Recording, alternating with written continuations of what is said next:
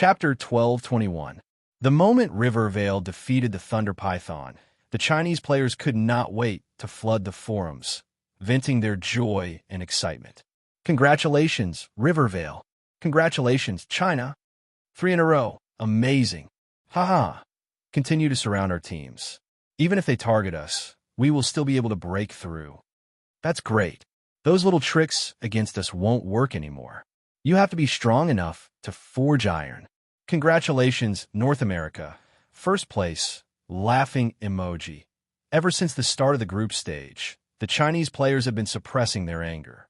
They could only watch as the Chinese teams suffered unfair treatment and were constantly targeted. Now, they could finally hold their heads up high and vent out all the frustration in their hearts. Since the second season of the Pro League, Long Sky, Dynasty, and Rivervale had each brought a championship trophy to China. As the saying went, nothing is done more than 3 times.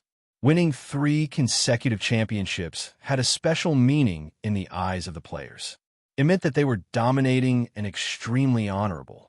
The official members of the Rivervale Club quickly posted an announcement after their team won the championship. In just 3 minutes, the number of replies exceeded 1 million, and all of them congratulated them. With the popularity of winning the championship, it instantly rose to the top of the trending list. The Chinese players were not the only ones who came to congratulate them. Making history by winning 3 consecutive championships also attracted a large number of fans overseas. Among the players of various countries, there were also many spectators who had been supporting the Chinese teams. Achievements were not separated by nationality. Even the supporters of the other teams felt like they were witnessing history at this moment. Dynasty, Long Sky, and the other Chinese teams that had been eliminated early also posted congratulatory posts in the name of their clubs at the same time, celebrating China's historic achievement of winning 3 consecutive championships. They mentioned that this was the result of everyone's hard work. The efforts of the Chinese teams in the previous 2 seasons had laid the foundation for winning 3 consecutive championships, and many players approved of it. While the Chinese were celebrating, many of the foreign teams were feeling terrible. Their sniping had failed, and the teams that had participated in it were mocked and ridiculed. They were disappointed and helpless. We did everything we could, but we still couldn't stop China from winning the championship. What else can we do? We can only accept reality. 3 in a row. Impressive indeed. In the office, Han Xiao looked at the celebration on the forums and could not help but smile. In his previous life, no country had ever achieved 3 consecutive championships. Even the most dominant team, North America, had won 3 consecutive championships, but they were all separated. Now, under his influence, the Chinese teams that could not even win the championship in his previous life had achieved such a good result and become the dominant team. He also felt proud. As the main faction of the Chinese players, the benefits were obvious. He could foresee that the faction's attraction would increase again, which was extremely beneficial to his plan. In the next version, if the other factions came to poach him, the success rate would definitely further decrease. Han Xiao was secretly overjoyed, and he immediately recalled his thoughts during the country war. It's time to give them a reward. The Yin-Huang Alliance had become the winner of the national war. Back then, Han Xiao had planned to buy Planet Milton and give it to the Yin-Huang Alliance as a reward. Now was the best time. Although Planet Alliance, the Alliance and Planet Alliance, Alliances Star and Alliance to find a way, but that did not. With the status of the army, no matter which force obtained Planet Milton in the end, they would not stop such a small transaction. This way, it was equivalent to reserving Planet Milton. As long as the war ended, they could pay and receive the ball. In the 10 days after the Rivervale team won the championship, the forums were still very popular. During this period of time, Galaxy Times sped up their production and finally produced a new episode. They invited the 3-time champion teams of Rivervale, Dynasty, and Long Sky as guests. It was an unprecedented event. Han Xiao was also watching, and the comments were all over the screen. On the screen, a male and female host sat on one side, and the players of the 3 teams led by Mad Blade, King Admiral, and Hao Tian sat down. The interview had already started for a while. Since the first Pro League, we have witnessed the rise of Rivervale step by step. The team has continued to mature, and after 4 versions, they finally obtained the highest honor and laid the foundation for being a powerhouse. Captain Madblade, what do you think about this? The female host asked. With a proud smile, Madblade said, "First of all, I would like to thank the club for nurturing me. After the first Pro League, Rivervale decided to rebuild the team and gave me a lot of power. It could be said that without their support, there would not be the current team. Next, I would like to thank my teammates. Everyone worked hard together to achieve the results we have today. Without our cooperation, we would not have the glory we have today. Then, I would like to thank Dynasty, Long Sky, and the other Chinese teams. Without their efforts in the first 2 Pro Leagues, we would not have been able to obtain the honor of 3 consecutive championships. This is the result of all the Chinese teams' hard work. Everyone is fighting for the glory of the country. Finally, I would like to thank the Black Star Corps. Although it is a little strange to say this, to be honest, I think that the Black Star Corps played an irreplaceable role in China's championship. They might even be one of the main factors." The male host nodded. There is indeed such a saying on the internet. Many people think that China's achievement of 3 consecutive championships cannot be separated from the unique faction benefits. In other words, there is a huge element of luck involved. Do you think so too? Madblade agreed. You can say that. The old players who have been through 4 versions all understand that the Black Star Corps was very weak at the beginning. At the very beginning, it was us who built it with our blood, sweat, and tears, and it also brought us long-term benefits. To be able to join such a faction with such a bright future at the very beginning is our luck. There is no need to deny this. Of course, the contribution of the team is equally important. As the saying goes, if a worker wants to do a good job, he must first sharpen his tools. The faction allowed us to develop very well, and we also used this resource to give a satisfactory answer. How Tion chimed in. Madblade is right. The Black Star Corps has a part of the glory of 3 consecutive championships. In version 1.0, he was one of the 4 great generals under Han Shao. At this time, he also agreed with Madblade's words. Although it was a little strange to mention an NPC faction in the championship interview, most Chinese players would not have such a feeling. After 4 versions, the Black Star Corps had already given them a strong sense of belonging, and they treated it as one of their own. Seeing that the topic had reached this point, the female host flipped through the inscription card and asked, "Speaking of the Black Star Corps, just a few days ago, Black Star publicly announced that he would buy Planet Milton and give it to his subordinate faction, the Golden Alliance, as a base. This caused quite a stir, and the Chinese players called it a double blessing. What do you think about this?" Hearing this, everyone turned to look at Maple Moon. She was recognized as a storyline player among the professional players, so everyone felt that her answer was more reliable. Maple Moon thought for a while and said, "I think that although the Corps Commander's action was a little sudden, it is actually not strange if you think about it carefully. Everyone must remember that when we were in the World War, there were many spaceships of NPC factions on planet Milton. With our sense of existence in the universe, it is impossible for Black Star not to pay attention to our World War. Although the NPCs do not know what we are doing, they can make basic judgments. I will try to put myself in the Corps Commander's shoes. Although he does not understand why we are fighting, in his eyes, this is probably an internal conflict among the immortals. He did not want to get involved, but the Golden Alliance is a registered subordinate organization under him, and among the opponents are the immortals of the Supercluster Alliance faction, so he created an environment of faction conflict. Therefore, when he saw that the Corps' subordinate organization defeated all the enemies, he probably felt satisfied and gratified. Then, when he saw that we stayed on the battlefield of planet Milton and built a main city, this scene may have made him think that we are reluctant to part with this planet, so he generously bought an entire planet and gave it to the Golden Alliance. The fundamental purpose of this move is actually to reward the subordinate organizations under him." After Maple Moon's analysis, many of the audience suddenly understood. They felt that the cause and effect were clear, and a large number of comments appeared on screen.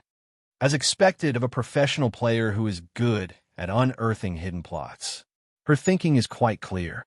I understand now. What's the point of all this nonsense? To shout that the Corps commander is awesome. We are in a world war, and the faction actually gives us benefits. Only the Black Star Corps can receive such treatment. This is too comfortable. The World War was a spontaneous activity of the players. There was originally no reward, but because of Black Star's generosity, there was now an additional reward. Moreover, if the guild alliances of the other factions won the World War, they would not receive such benefits. Only the Black Star Corps players won the World War and received such treatment. Wasn't this just too lucky? The eyes of the guilds of the other factions turned red with envy and jealousy. Seeing this, Han Xiao smiled with satisfaction. He liked players with excellent imagination like this. They gave his army a sense of presence. The two hosts asked many questions one after another, giving the players of the three teams room to express themselves. The interview ended in a happy atmosphere. Then, they entered the last segment of the program, which was to review the history of this version and predict the situation of the next version. The male host sat up straight and slowly said, "In the World War, we have seen a lot of changes. For example, the establishment of the Beyond Grade A Association, Black Star's Godlike Battle, the outbreak of the Intelligent Plague, Black Star receiving the Galaxy Medal and being hired as a consultant by the three Universal Civilizations, the outbreak of the conflict between the three Universal Civilizations and the Supercluster Alliance, and so on. We have also experienced a lot, such as the establishment of a large number of subordinate organizations, the Black Star Cup, participation in the flickering World War, national wars, and so on. We have achieved so much." Many of the audience members were pulled back into the memories and reviewed the rich experiences of the past few years. Then the female host said, "We have experienced a lot in version 4.0. The opening of the world server gave this version a special meaning. However, the situation of the universe is still in turmoil, so it's difficult for us to see what will happen in version 5.0. We can only make some guesses based on the information we have.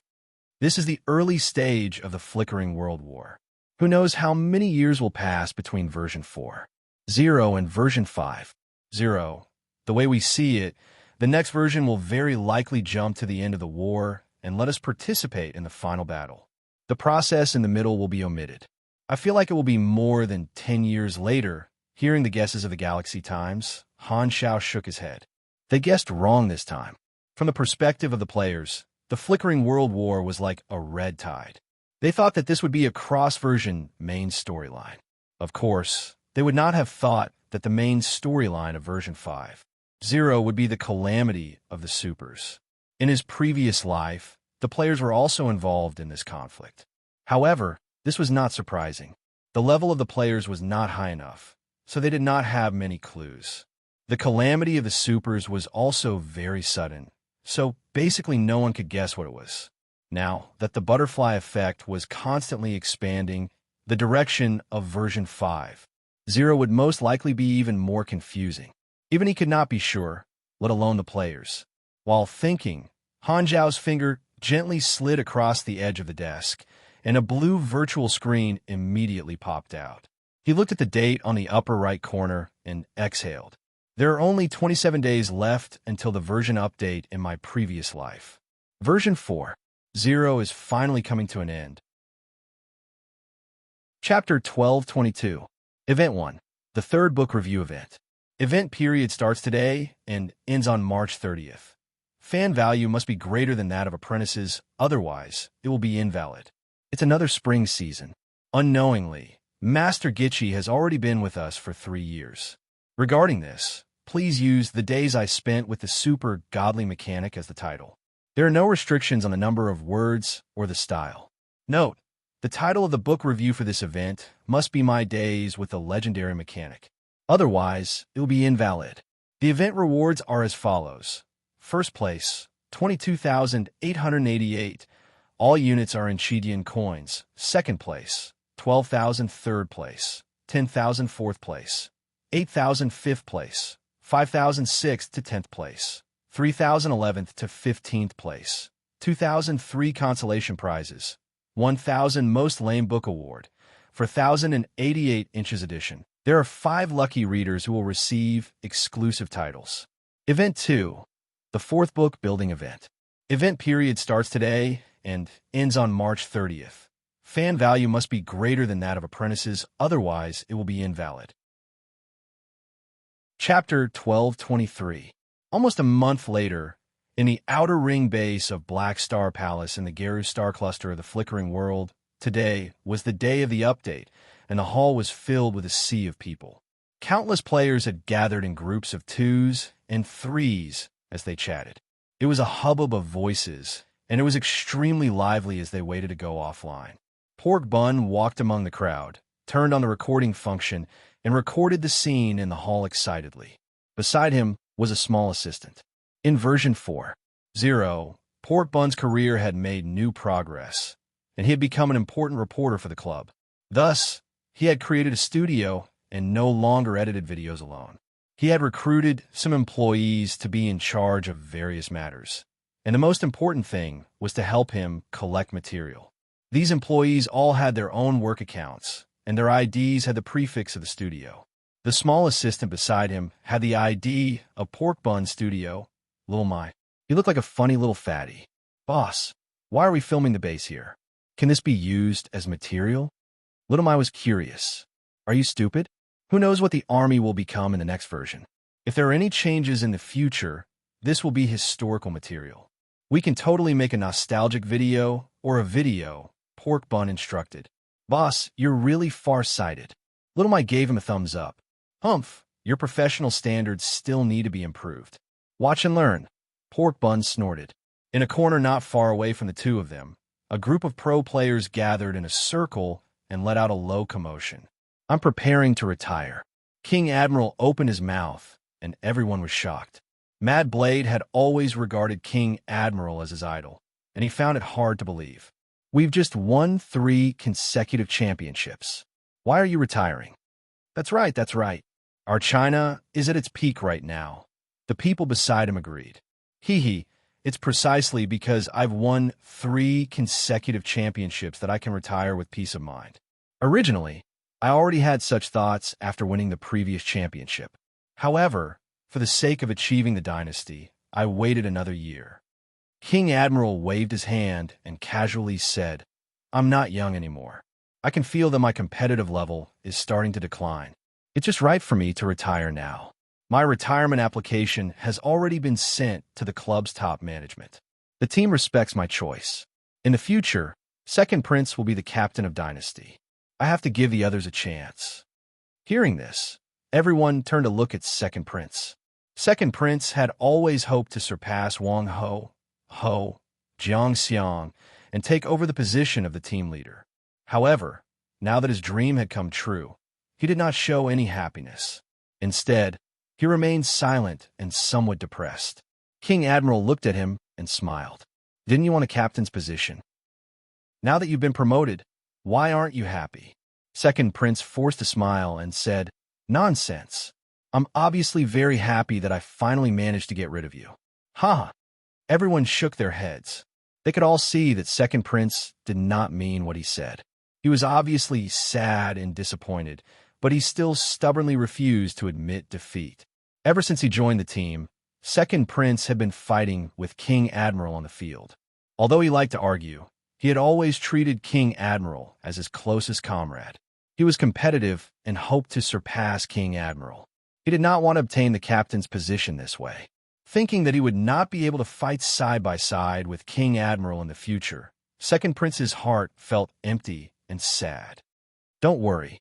Although I've retired, I'm still working in the club. I should be the coach of the team."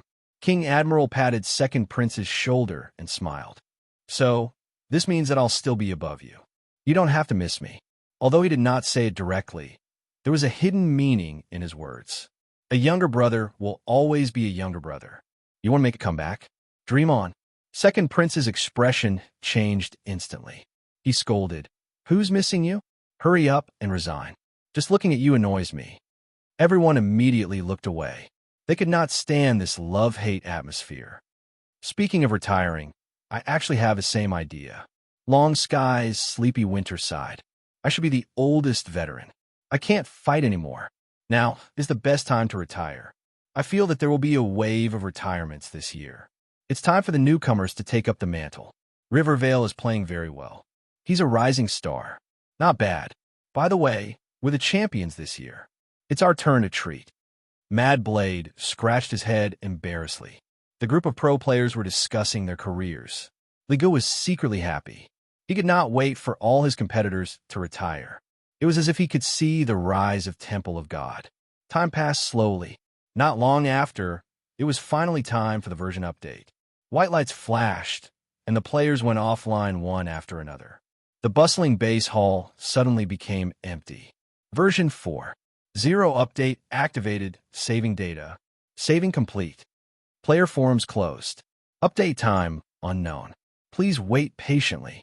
In his private machinery factory, Han Xiao looked away from the surveillance screen in the base hall. He opened the interface and looked at it. The players have gone offline. Han Xiao let out a sigh and quickly adjusted his state of mind. This time, it would take longer to restore farmland to forests. He had to fertilize the land properly. The fourth season of the Pro League had given him another wave of EXP at the end of the version, but he still did not have much left. The EXP required to level up was just too high. Even with the rewards from the Celestial Star Alliance missions, it was still not enough to level up quickly. During this version update, Han Xiao decided to focus on the God's trait transformation path. He would first level up the machinery branch before moving on to the void branch. There was a prerequisite mission for God's trait transformation to level 10. He had already tested the effectiveness of the mission completion card. Han Xiao planned to do more missions with random rewards during the version update to obtain more mission completion cards. This way, he could save a lot of God's trait transformation points. On the other hand, the main source of God's trait transformation points was the creation of gold-grade blueprints. There were quite a few gold-grade blueprints in the technological treasure trove that Jays had given him. This was a huge source of points. Han Xiao decided to study the technological information in this area first. With the technological treasure trove, he would not have to exchange blueprints from the 3 universal civilizations or do missions to exchange for contribution points. This would save him a lot of time and energy. It would also cause the 3 universal civilizations to misjudge his technological foundation and think that he did not have many gold-grade blueprints. In a few decades, another batch of new Beyond Grade as will appear. I wonder if any of my subordinates will be promoted. Han Xiao stroked his chin and calculated. In his eyes, only Aurora, Fu Ding, Hardaway, Jehana, Lodehair, and Loggy had a chance of stepping into the Beyond Grade A realm in a few decades. Among them, Aurora did not have any bottlenecks, so her normal development was very slow. However, with the Holy Light Seed technique, her development process could be greatly accelerated. Fu Ding and Lodehair were extremely talented and had a chance of breaking through. As for Hardaway, Jatina, and Loggy, they had a strong foundation and had a chance of breaking through. Evan's training life was still too short. A few decades was not enough for him to grow. The new ES God cultivation plan still needed time. As for Carrot, he was the type of person who matured late and was still far from his peak in his previous life. However, Han Xiao did not know if Carrot's growth curve would change with his influence this time. It's more reliable to focus on cultivating Aurora. Help the Germinal organization achieve 3 Beyond Grade as soon as possible and let the spirit of the Germinal organization reappear in us, Han Xiao chuckled. At the same time, in a certain base of the Holy Covenant organization, a secret hall was arranged into a large laboratory. In the center of the room was a circular mechanical base about 50 meters in diameter. It was covered with complicated patterns, energy transmission pipes, and magic circuits. At first glance, it looked like some kind of ritual venue. Around them, many members of the Holy Covenant organization in white lab coats were adjusting various instruments. Law and Faye were present to supervise. How long until the agreed date? 3 minutes left. We're about to enter the preset time range. The receiver has been warmed up and can be activated at any time. The information form stabilizer has been set up. All procedures are ready. Law looked at the time. His face was grave, and his palms were sweating. Today was the day of the agreement, confirmed by Destiny's Child. According to the information passed down by the organization, the space-time flow of the sanctums was very special. It would temporarily overlap with the main universe at random times. Once the time node was missed, they would have to wait for a long time. The arrangement in the field was to connect with Oathkeeper. This was the first time everyone present had tried it, so they did not know how it would work. Everyone was tense. Time passed minute by minute, and it was finally the preset time node. Activate! Law immediately yelled. The next moment, all the instruments were activated according to order. The circular mechanical base in the center of the room started operating, and the energy circuits on the surface lit up from bottom to top. Buzz! Buzz! There was a sound of vibration in the room, and the space above the pedestal was visibly distorted. This lasted for more than 10 seconds before a light gate suddenly appeared in the sky and spat out a figure. It then disappeared without a trace in the blink of an eye. Everyone quickly looked up and was overjoyed. The person who landed on the ground was Oathkeeper, whom they had not seen for many days. Law and Faye rushed forward and helped Oathkeeper up. They saw that he was in a daze, as if he had just woken up. "Leader, you're back. How do you feel?" Oathkeeper looked at the two of them in a daze. After a while, he seemed to remember his identity. His eyes gradually focused, and he slowly came back to his senses. He immediately covered his forehead and snorted. "It seems like I had a very long dream.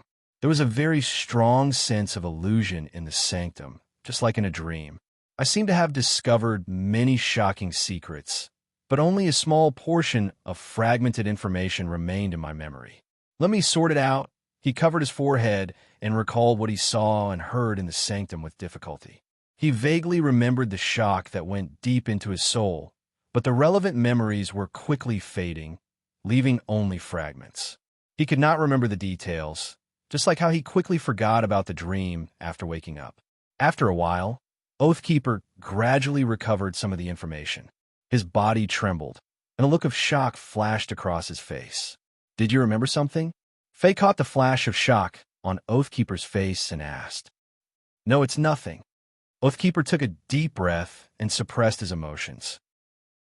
The great reboot, the iterations of a universe, the functions of the sanctum revival. All kinds of information flashed through his mind. These things were too subversive, and he planned to keep it secret. He was not prepared to tell his subordinates the shocking information he saw in the sanctum.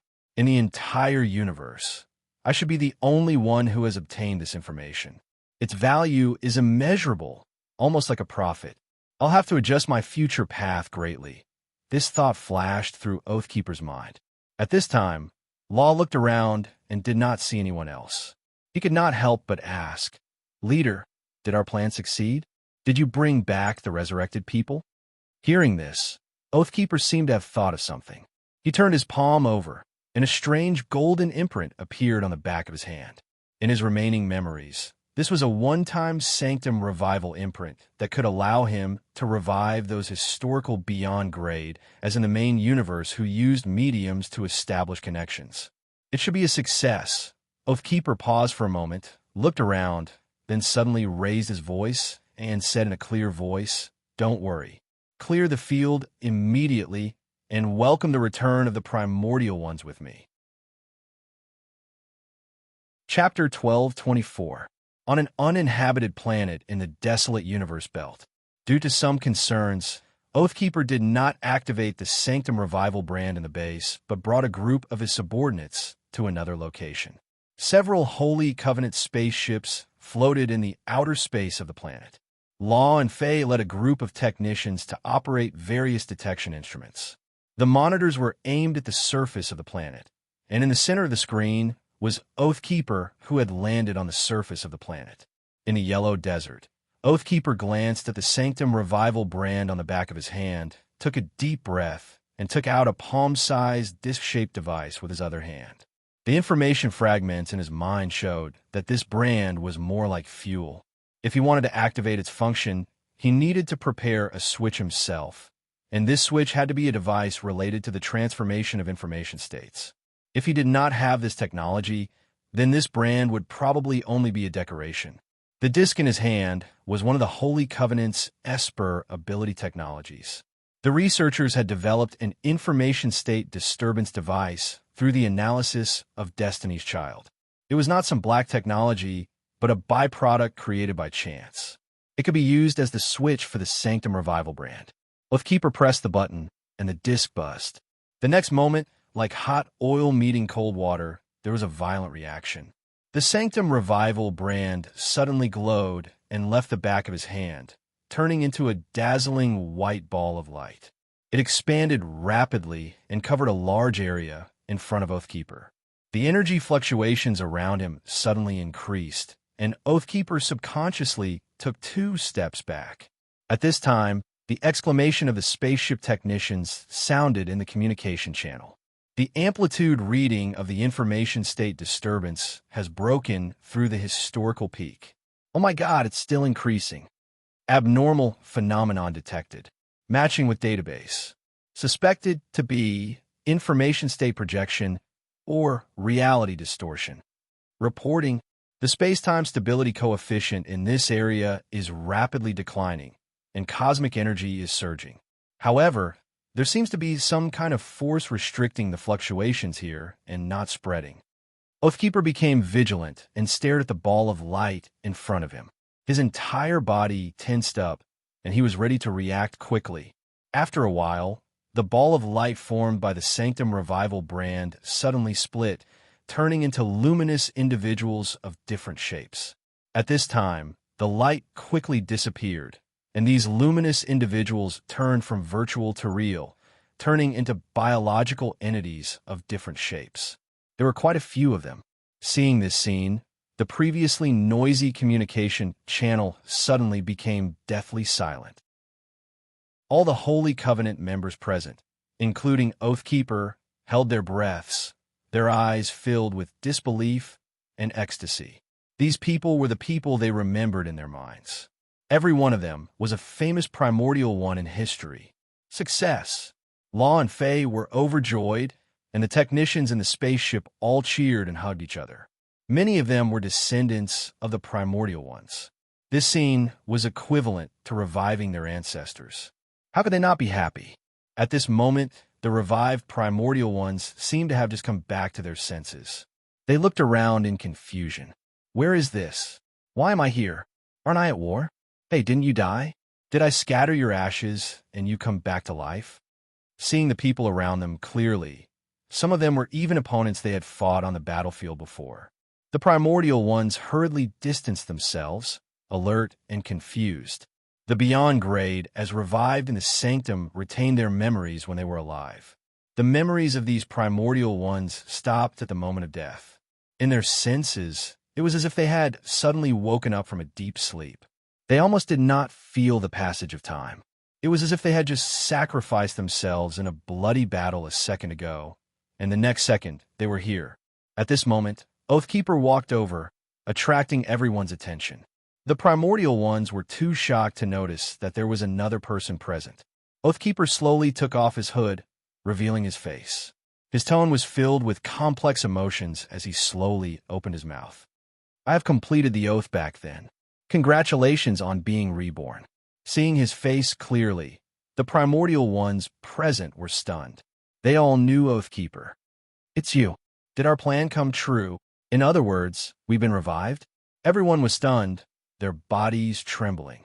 Ecstasy, shock, disbelief, and various other emotions appeared on their faces.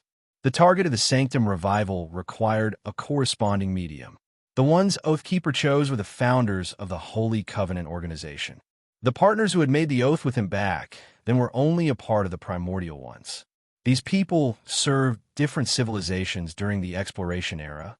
They had to kill each other because of their factions, but they formed a secret association in private and fought for a common goal.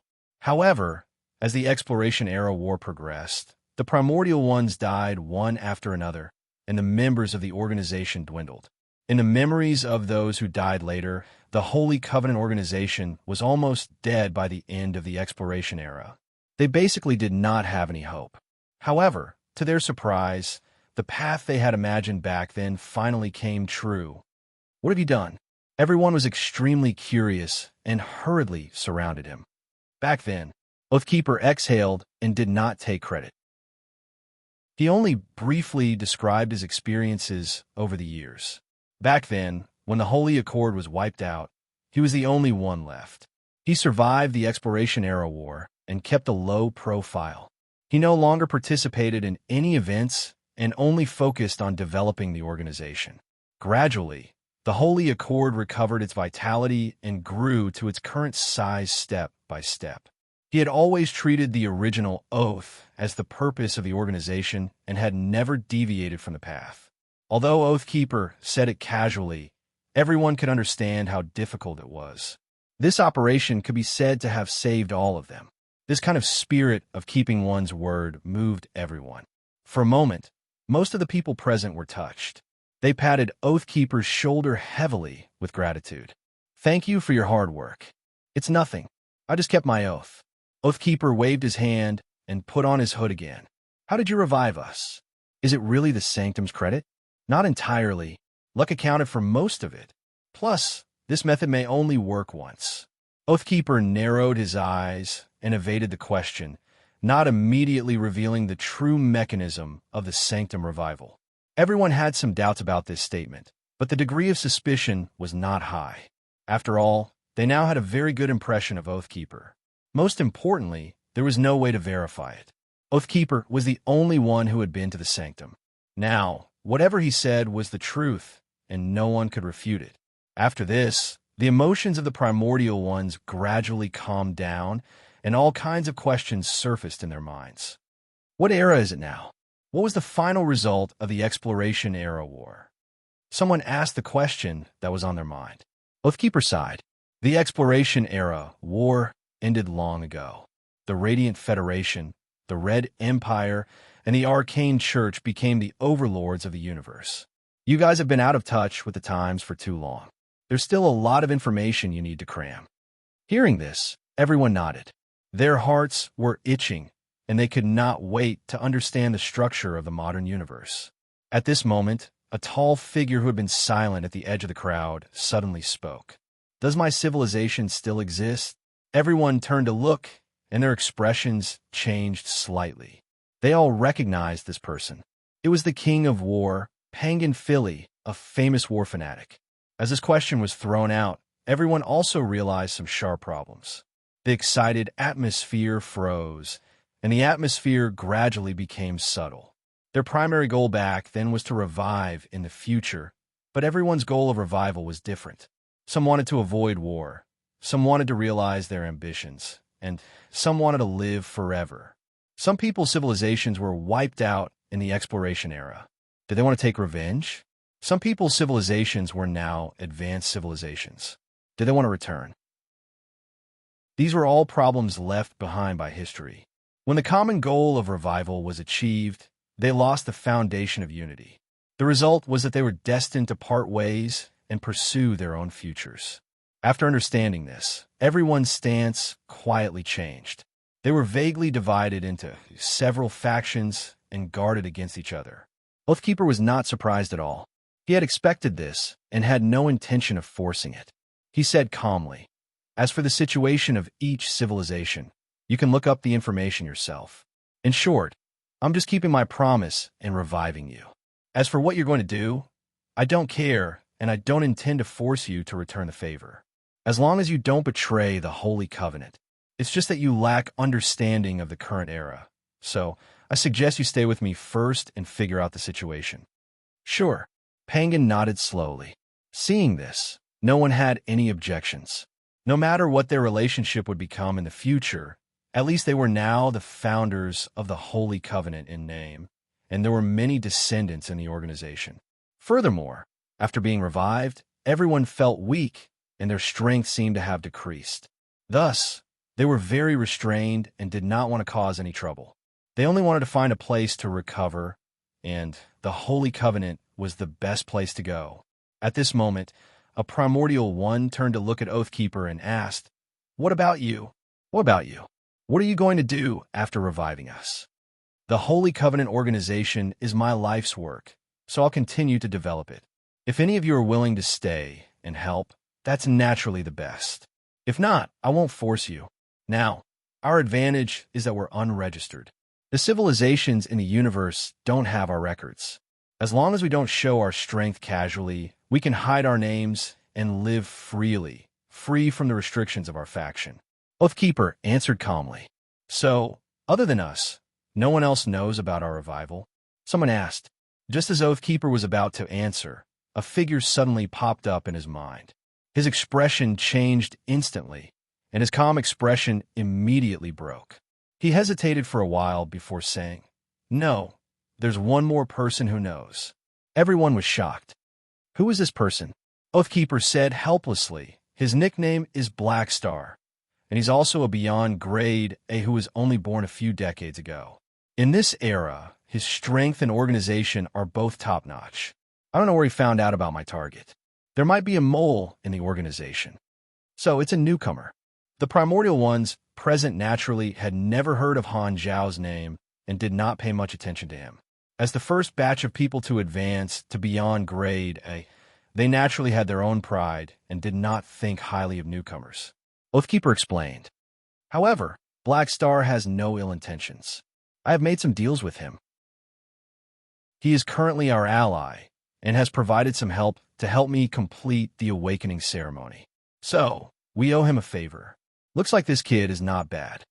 Everyone nodded. Although they had never met him before, this junior called Black Star had saved their lives to a certain extent, so the primordial ones present all had a good impression of him. So, I plan to inform Black Star about the revival and ask for his help among the beyond grade, as there aren't many who have the same authority as him. He's kind to us, and the resources in his hands can provide us with a lot of convenience. As Oathkeeper explained, he secretly calculated in his mind. He had concealed the mechanism of the Sanctum revival and had a new idea, which was to use this method to revive more historical beyond grade and completely grasp this channel. He could see the significance of this to the beyond grade as he could cooperate with Black Star while having the advantage of intelligence. Although it was called cooperation, in Oathkeeper's eyes, it was just using Black Star's resources. After all, Black Star did not know the importance of the Sanctum revival, so he could fool Black Star into thinking that it was just a one-time thing. This way, before entering the Sanctums, Black Star would be kept in the dark, making things easier for himself. Oathkeeper estimated that this method could hide it from Black Star for a long time. The Holy Covenant had prepared for many years before entering the Sanctum once. In his opinion, even if Black Star was powerful, he could not enter casually. Back then, he had promised Black Star to tell him about the Sanctum revival, but it was only limited to the Holy Covenant's previous information. He did not say that he had to add his own knowledge in the Sanctum. Oathkeeper did not intend to go back on the deal, but he did not mind playing this little trick to fool Black Star. Personally, Oathkeeper did not have any ill feelings toward Han Zhao, but he had always been in a passive position. Thanks to a mole who knew where, news kept leaking out for no reason. Who knew how many things had fallen into Black Star's hands, which made him extremely depressed. Now that he had finally obtained exclusive information of immeasurable value, he naturally chose to keep it a secret and did not intend to tell the truth. The revival plan has succeeded. It's time to talk to Black Star. I have to keep him calm and not let him leak the news. Oathkeeper's eyes flashed. Chapter 1225. At the same time, in Black Star Palace, return to the stage of history has been completed. You have received 1 legendary point. Universe Legendary Point. Awakener of the Primordial Ones. Due to the activities of the Holy Covenant organization, a group of Primordial Ones have been revived. You are one of the masterminds behind the return of the Primordial Ones. Your actions are likely to have a far-reaching impact on the entire universe. Plus 25 Biger, Chiromir favorability toward you. Plus 25 trips Sunstrider Doncord's favorability towards you. Plus 25 Pangan Phillips favorability of you. In his personal machinery factory, Han Zhao, who was doing research, suddenly received a bunch of notifications on the interface. He opened them and was overjoyed. The mission has been completed. Does this mean that Oathkeeper succeeded? It had only been a few hours since the players went offline. Han Xiao did not expect to receive such good news at this time. After losing contact with Oathkeeper in the Sanctum for so long, there was finally some reaction. The mission reward of Return to the Stage of History included 1 legendary point and 25 favorability from all the revived Beyond Grade As. These favorability notifications should be from the revived Beyond Grade As. Han Xiao browsed through them carefully, his eyes sparkled. The names of these people were very well known. He only needed to search for their names online to find out their life stories in the exploration era. King of War Pangan, Mage God Biger, Omniscient One Trip, they're all famous primordial ones in history. As the first batch of people to reach the Beyond Grade A level, the primordial ones had a unique characteristic. Their nicknames were usually more powerful, and they had taken away many good nicknames. Han Xiao immediately realized that there was another benefit to this mission reward. He could immediately see who the resurrected targets were, and he had an idea in his heart. Some of them were the ones who appeared in the calamity of the supers. The case could be considered solved, proving that the revival of these people was indeed related to the Holy Covenant. Han Xiao noted down all their names and counted them. Suddenly, he frowned slightly and mumbled to himself. The number of revivals doesn't seem to match. He remembered the number of revived Beyond Grade, as in his previous life. 1 batch appeared during the calamity of the Supers version, while the other batch appeared during the World Tree Civilization. The total number far exceeded the current number. Furthermore, the favorability notifications were all from the primordial ones. In the World Tree War version in his previous life, there were many historical Beyond Grade, as there were not primordial ones among the large number of revived Beyond Grade, as brought by the Holy Covenant. But now, the number of resurrected people was much less than the total number in his previous life. What was the reason for this? An idea suddenly flashed through Han Xiao's mind. I think I understand now. In the blink of an eye, he connected the clues in his heart and suddenly felt enlightened. Jays revealed the mechanism of the Sanctum revival. With this important information, he finally understood the actions of the Holy Covenant organization in his previous life. The Holy Covenant revived a group of primordial ones in version 5.0. Some of them probably had differences, so they went their separate ways and ran out to trigger the calamity of the supers. However, they probably did not reveal the secrets of the Holy Covenant. The remaining primordial ones continued to hide under the leadership of Oathkeeper. The reason for this was most likely that Oathkeeper discovered the secret of revivals in the Sanctums, so he wanted to control the lifeline of this Beyond Grade, so he had been secretly developing. During this period, the Holy Covenant must have obtained new results and revived more Beyond Grade As. They must have used some method to convince the subsequent Beyond Grade as to participate in this plan. That was why the total number of revived people did not match the number in his previous life. Just like that, the Holy Covenant organization continued to hide until the World Tree War version. Only then did they have to expose themselves and participate in the war, shocking the explored universe. This makes sense. From the looks of it, the nature of the Holy Covenant organization in his previous life was similar to the current Beyond Grade A association. Their goals were very similar, planning for the future of the Beyond Grade As. This is probably the reason behind this storyline in my previous life. Han Xiao's eyes flickered. Although it was just a guess, his intuition told him that this was most likely the case. In that case, Oathkeeper already knew the true mechanism of the Sanctums, and he and Kasui were no longer the only two who knew about it. In that case, the plan he had set might have to change. Perhaps he should reach a deeper level of cooperation with the Holy Covenant. Oathkeeper's attitude was very important. Han Xiao had limited understanding of him, so he did not know what the other party was thinking.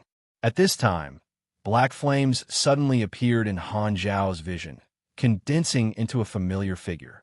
Speak of the devil. I was still wondering when Oathkeeper would come looking for me. I didn't expect him to be here so soon. Han Xiao's eyes sparkled. Very soon, Oathkeeper's mental projection was formed, and he nodded at Han Xiao. We meet again, Black Star. I've returned from the Sanctums. Looks like you're planning to fulfill the deal today. Han Zhao's eyes flickered, and he deliberately asked, "Did your awakening plan succeed?" At this time, he still did not know how much information Oathkeeper had, so he did not want to reveal his cards immediately. He planned to use words to test Oathkeeper's bottom line and see how much information he had. It succeeded, and it went quite smoothly. Oathkeeper nodded. "Yo, I didn't expect this method to really work. How many people have been revived?" Han Xiao pretended to be energized and put on a very interested expression. "A few dozen." Oathkeeper answered ambiguously, making it clear that he did not want to reveal this information to Han Xiao. Quite a lot." Han Xiao naturally knew the exact number. Seeing that Oathkeeper did not want to say it, he was not surprised and did not dwell on it. He changed the topic and asked, "What's the situation in the sanctums?" Oathkeeper thought for a while, his tone uncertain. "It feels like I'm in a dream. My consciousness is fluctuating, and I seem to have experienced many things, but it also seems like only an instant has passed. The only clear impression I have is that I'm in a boundless space, and there are countless white light clusters floating within my sight. Most of them will avoid me, as if there's some repulsive force on me. I seem to see different images in every light cluster." Hearing this, Han Xiao stroked his chin thoughtfully. Combined with Jaze's explanation, those light clusters could be information form existences with different contents. A light cluster could represent a civilization, a beyond grade A, or even a period of history. These were all uncertain. Is there danger in there? I don't think so. Oathkeeper hesitated. Han Xiao pondered for a few seconds, smiled, and said, "Let's talk about the method to revive beyond grade, as in the sanctums first. We agreed that you would tell me the relevant information after completing the awakening plan. You won't go back on your word now, right?" "Of course not. Our understanding of the sanctums is like this." Oathkeeper's eyes flickered. The opportunity had come. According to the plan, he told Han Xiao the relevant information that the Holy Covenant organization had accumulated in the past, but did not correct the wrong guesses. At the same time, he concealed the repeatability of the sanctum revival and deliberately said that it was a one-time method. His explanation was also very simple. Because the revival method was related to information form projection, he deliberately distorted the concept and described the revival process as cutting out the target's information from the sanctums. This meant that the corresponding information in the sanctums would disappear, so he logically characterized it as a one-time function. On the other hand, Oathkeeper did not reveal the origin and use of the sanctums. He did not mention any information about the universe iterations or the Great Reboot, intending to make Han Xiao mistakenly think that the sanctums only had the function of reviving. Oathkeeper spouted nonsense, and the content was very different from what Jaze had said. Han Xiao felt that something was wrong halfway through the conversation. The two versions were different, so one of them had to be wrong. According to the situation of the Celestial Star Alliance and Jaze's motives, Jaze's version was more credible. Then, did Oathkeeper make a mistake, or is he deliberately lying to me? Considering the behavior of the Holy Covenant organization in my previous life, this Be-Astra-starred is definitely trying to trick me. Han Zhao's eyes suddenly narrowed, and a playful emotion flashed through his eyes. He did not refute immediately. After Oathkeeper finished speaking, he suddenly sighed and changed the topic. "I'm very curious. You just said that the existence of the sanctums is closely related to the information form, and the revival is done through information form projection. Does that mean that the sanctums have recorded the information of all beyond grade as?" That should be the case. Oathkeeper replied cautiously. "Then I find it strange. Why would the sanctums store the information of beyond grade as? Don't you find it strange?" I am indeed very confused." Oathkeeper tried to control his tone. Han Xiao pretended to think and frowned. "I feel that the sanctums don't seem to be a natural phenomenon. It's very likely to be the product of someone or a civilization, and its function should be more than just reviving beyond grade as. What do you think? I'm not sure either. In my opinion, it shouldn't be made by a civilization. The three universal civilizations don't have the technology to do so, and the previous civilizations were even more so. I feel that the sanctums might be some kind of space wonder. Oathkeeper had no choice but to go along with the topic and secretly guide him. He did not dare directly refute, fearing that he would be seen through. Hearing this, Han Shao stroked his chin, pretending to analyze seriously, and slowly said, "Okay, fine. Let's assume that the sanctums are space wonders in the information form and have the function of recording information of beyond grade as. Then, do you think those revive beyond grade as will refresh the information of the sanctums? In that case, although the original records in the sanctums are cut, new records will appear in the sanctums. Then, the next time they enter the sanctums, won't they be able to cut the same object again?" This, Oathkeeper was speechless. This analysis was reasonable and had evidence, so he did not know how to explain it. If he objected, he had only been to the sanctums once, so how could he be so sure of the situation next time? He should not know so much information. Black Star was a cunning old fox, so he would definitely suspect this. However, if he did not object, it would make Black Star feel that the sanctum revival could be repeated many times, which would go against his intention. This B** start is too hard to fool. After thinking for a while, Oathkeeper could not think of a suitable explanation and could only gloomily say, "I didn't think of that." Han Shao narrowed his eyes and said playfully, "So, you admit that you were lying to me just now? It seems like I'll have to re-evaluate our agreement." Cough, cough, cough. I just didn't think of this possibility. How can it be considered lying? Oathkeeper hurriedly quibbled. He. Han Shao laughed expressionlessly, walked around Oathkeeper with his hands behind his back, and said calmly, "If I'm not mistaken, those primordial revivals have been weakened. If I'm not wrong, the strength of those revived primordial ones has decreased. Everyone has more or less lost some of their abilities, right?" "Yes, they..." "Wait, how did you know?" Oathkeeper's eyes widened. Only this group of beyond grade as had talked about this in private, and it was impossible for those primordial revivals to have any contact with Black Star, and he did not leak the news. It had only been a few minutes. So how did Black Star know about this? "I know a lot more than you can imagine," he said. "I wonder if you're familiar with the terms Great Reboot and Iteration?" Han Shao paced around unhurriedly and said slowly, "Are you familiar with the terms Great Reboot and Iteration?" Oathkeeper's face turned pale, and he took 2 steps back. He stared at Han Shao in disbelief, shocked beyond words. "How do you know about these things?" He was completely dumbfounded, and his mentality instantly exploded. He lost control of his ability, and his body trembled violently, as if it was going to collapse at any moment. Oathkeeper's brain was boiling again. "I was the only one who entered the sanctum this time, so there can't be a spy. How did Black Star know about this? Who betrayed me? And who did I betray? Could it be that Black Star planted eyes on me, and he can see everything I do? Does that mean I really betrayed myself?" Under the shock, Oathkeeper's thoughts were in a mess, and he shuddered all over. Han Zhao's image in his mind became mysterious, making him extremely fearful. How much does this guy know? He was just analyzing with me just now, so he was laughing at me. Enjoying Oathkeeper's panicked expression, Han Shao put his hands behind his back and slowly said, "I've shown sincerity. I originally hoped that you would be honest with me, but it seems that you don't value my friendship very much." In fact, he did not know how much information Oathkeeper had, but he felt that those who entered the sanctums should understand the basic concepts of the iteration. This was just a bluff, and he was not 100% confident. However, he had reaped a miraculous effect. He had tricked Oathkeeper into revealing all his secrets, scaring him out of his wits. That's good. In this way, the initiative is completely in my hands. Han Shao maintained an unfathomable posture, looked down at Oathkeeper, and said with a playful tone, "What do you think?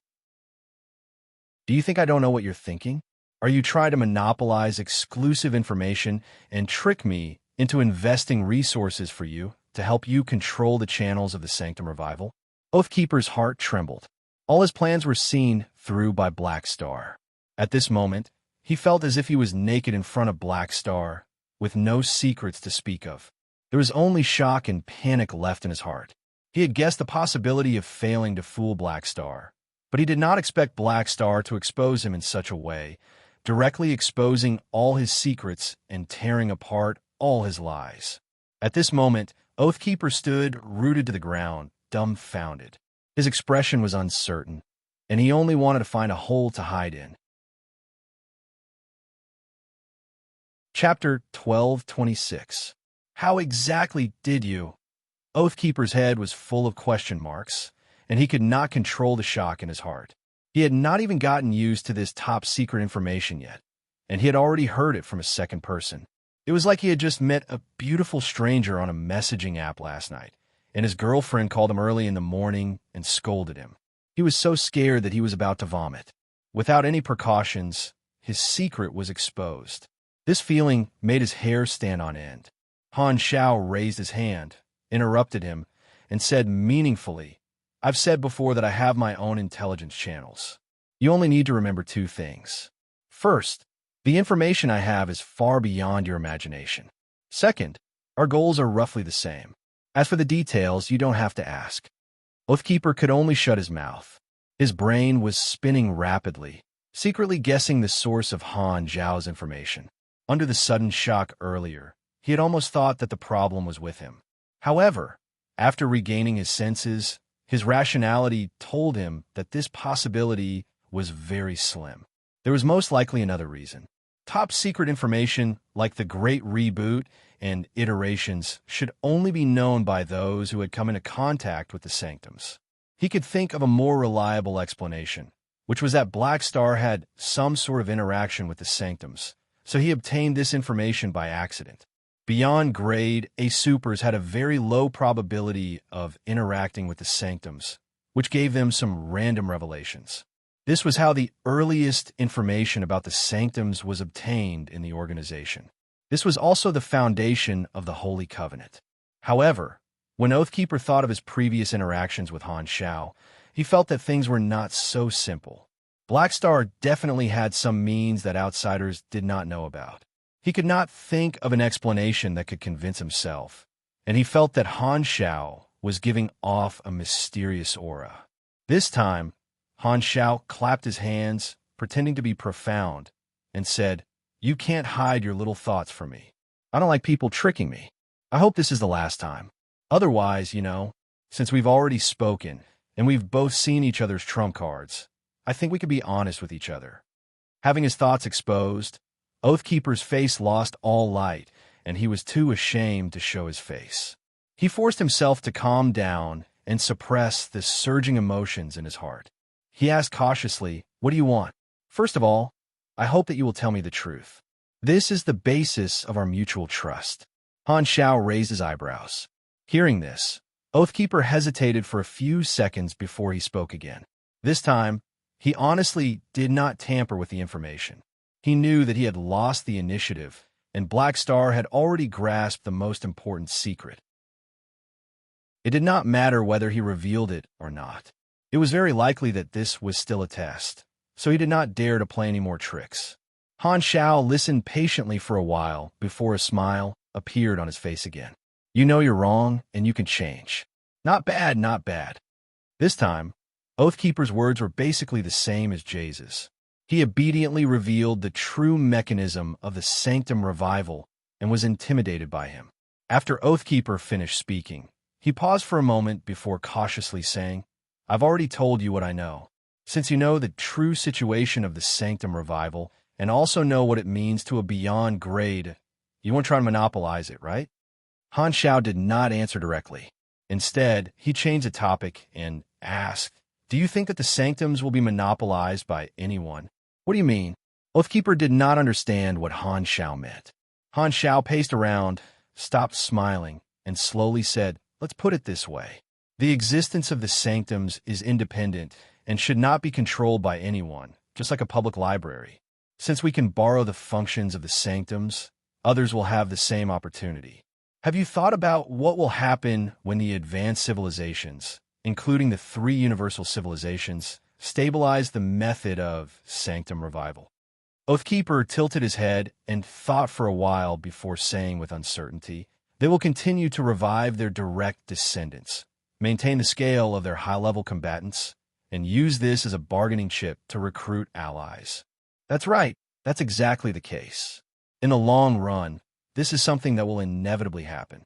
Once the advanced civilizations master the method to enter the sanctum, they will usher in a period of rapid development, further widening the strength gap between civilizations and free beyond grade as.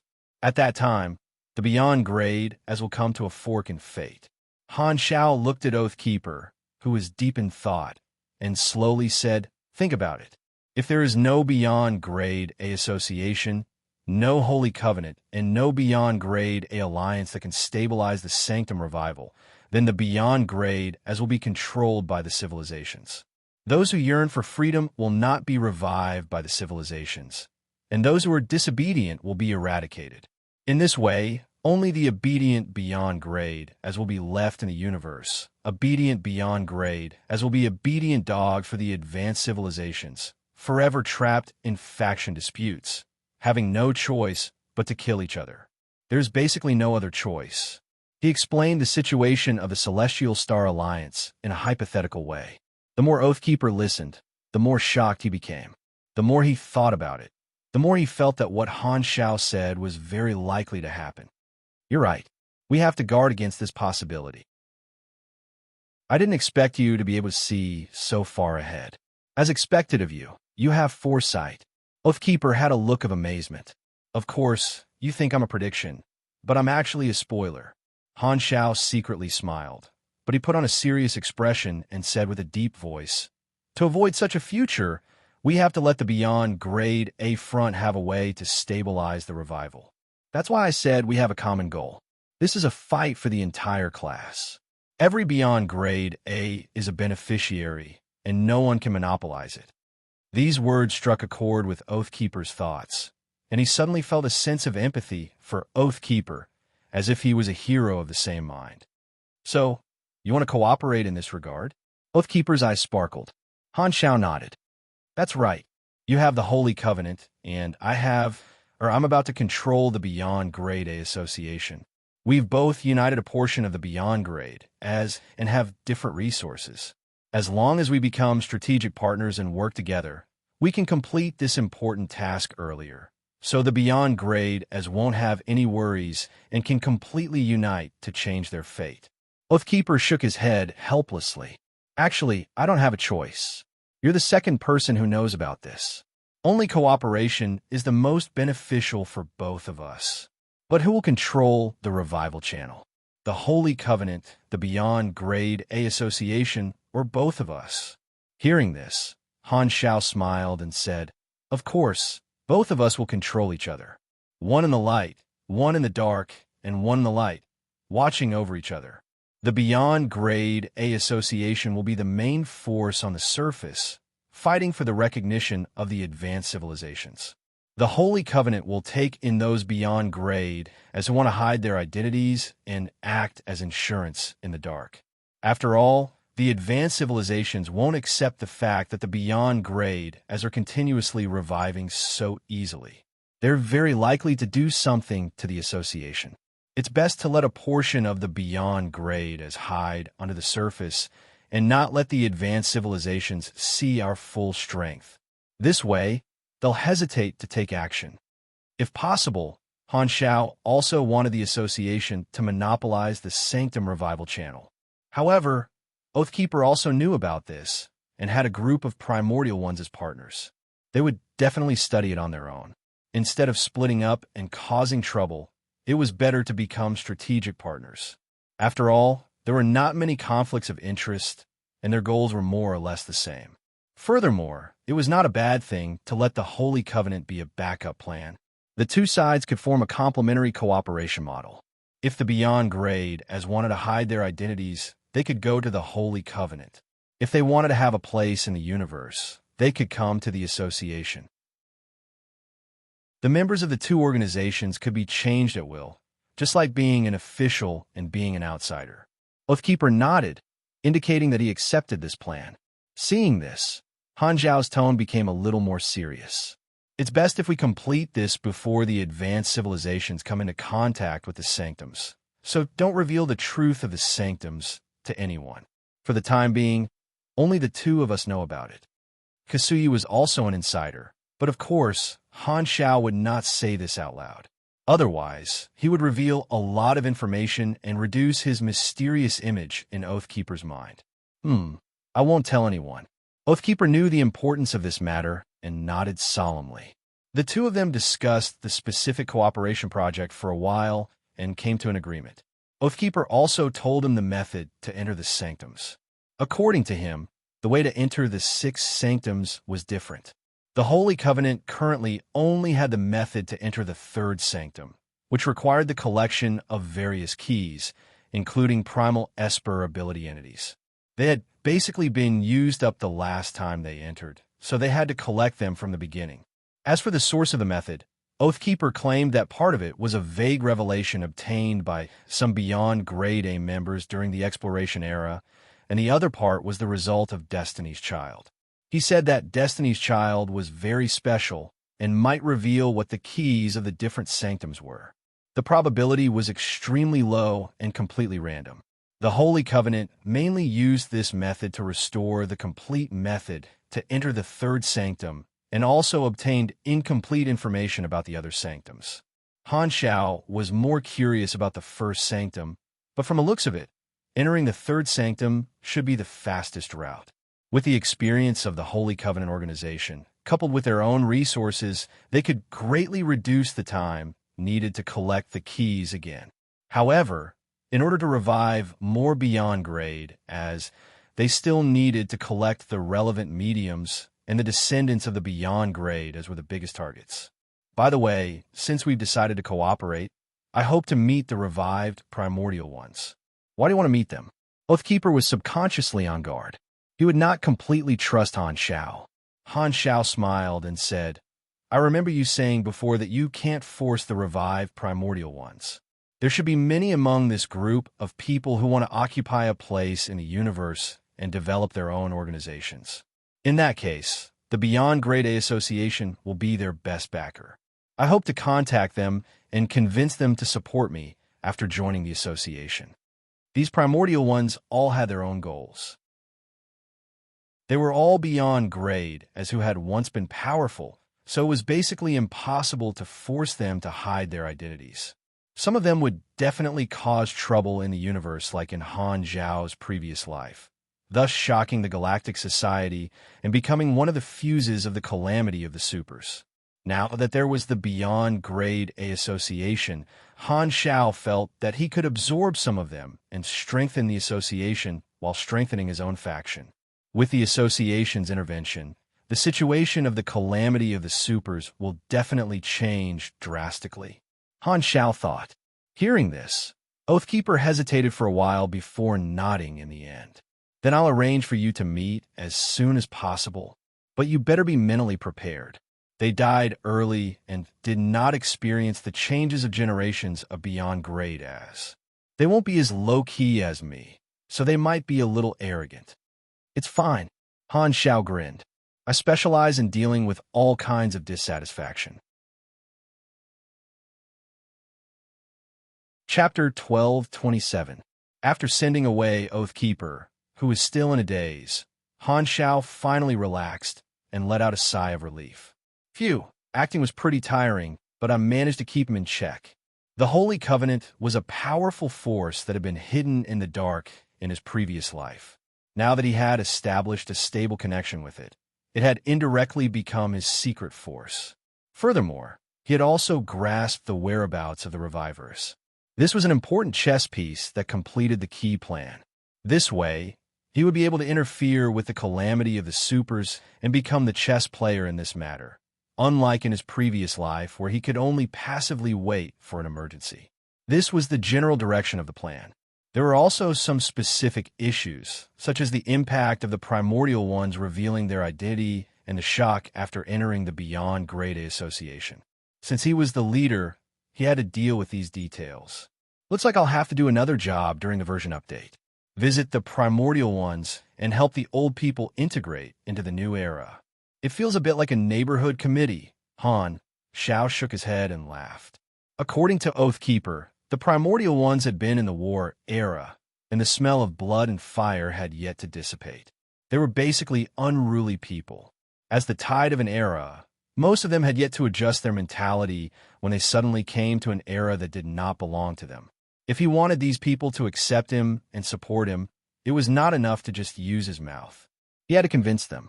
It was best to let them accept the beating of society, recognize the reality, and understand the principle of the new generation of the Yangtze River surpasses the old, and the old generation bursts on the beach. However, they were his future partners, so it would not be good to be too rough. It was best to use peaceful means before resorting to force. If they did not know how to appreciate his kindness, he would have to teach them a little lesson. In this regard, Han Xiao was still quite confident. After all, the primordial ones were only the first generation of beyond grade as. There might be some geniuses who reached the peak beyond grade A level, but there were not many of them. The average strength of the primordial ones was probably about the same as the modern beyond grade as. The main reason was that the long war had shortened the gap between the two. However, he did not have all the advantages. There was one problem that could not be avoided, which was that he was only the second in command in the association. Old Manison was still in the toilet, so he could not rule out the possibility of some primordial ones contacting him. But it wasn't too big of a problem. Anyone with a discerning eye could see that he was a stock with great potential, while Old Manison was a stock that had failed miserably. It was easy to make a choice. I'll have to contact the primordial ones first. I'll just have to wait for Oathkeeper's arrangements. Before that, I'd better study the characteristics of these people. Han Xiao took out the list of revivers that he had just recorded. Comparing the information on the internet and his memories, he started to build the data model of these primordial ones. Inside the Holy Covenant spaceship, Oathkeeper deactivated the long-distance mind projection. As soon as he opened his eyes, he saw many primordial ones surrounding him. So what did Blackstar say? Everyone was more concerned about the attitude of the other insider. I've already communicated with him and reached an agreement. He said that he won't leak the information. Also, he controls the Beyond Grade A Association and hopes to get your support. You can check the information about the association online. Finally, he made a request and wants to meet you. Oathkeeper briefly explained. You want to see us? Everyone exchanged glances. Many of them had strange smiles on their faces. All right, we want to see him too. Let's see what his intentions are for helping us revive. There is no such thing as love for no reason in this world. Everyone did not really believe Oathkeeper's description of Blackstar. They felt that Blackstar was not involved in their revival purely to increase the number of Beyond Grade as. He definitely had other ambitions and plans behind it. In their opinion, Blackstar's motive was most likely to be to use them.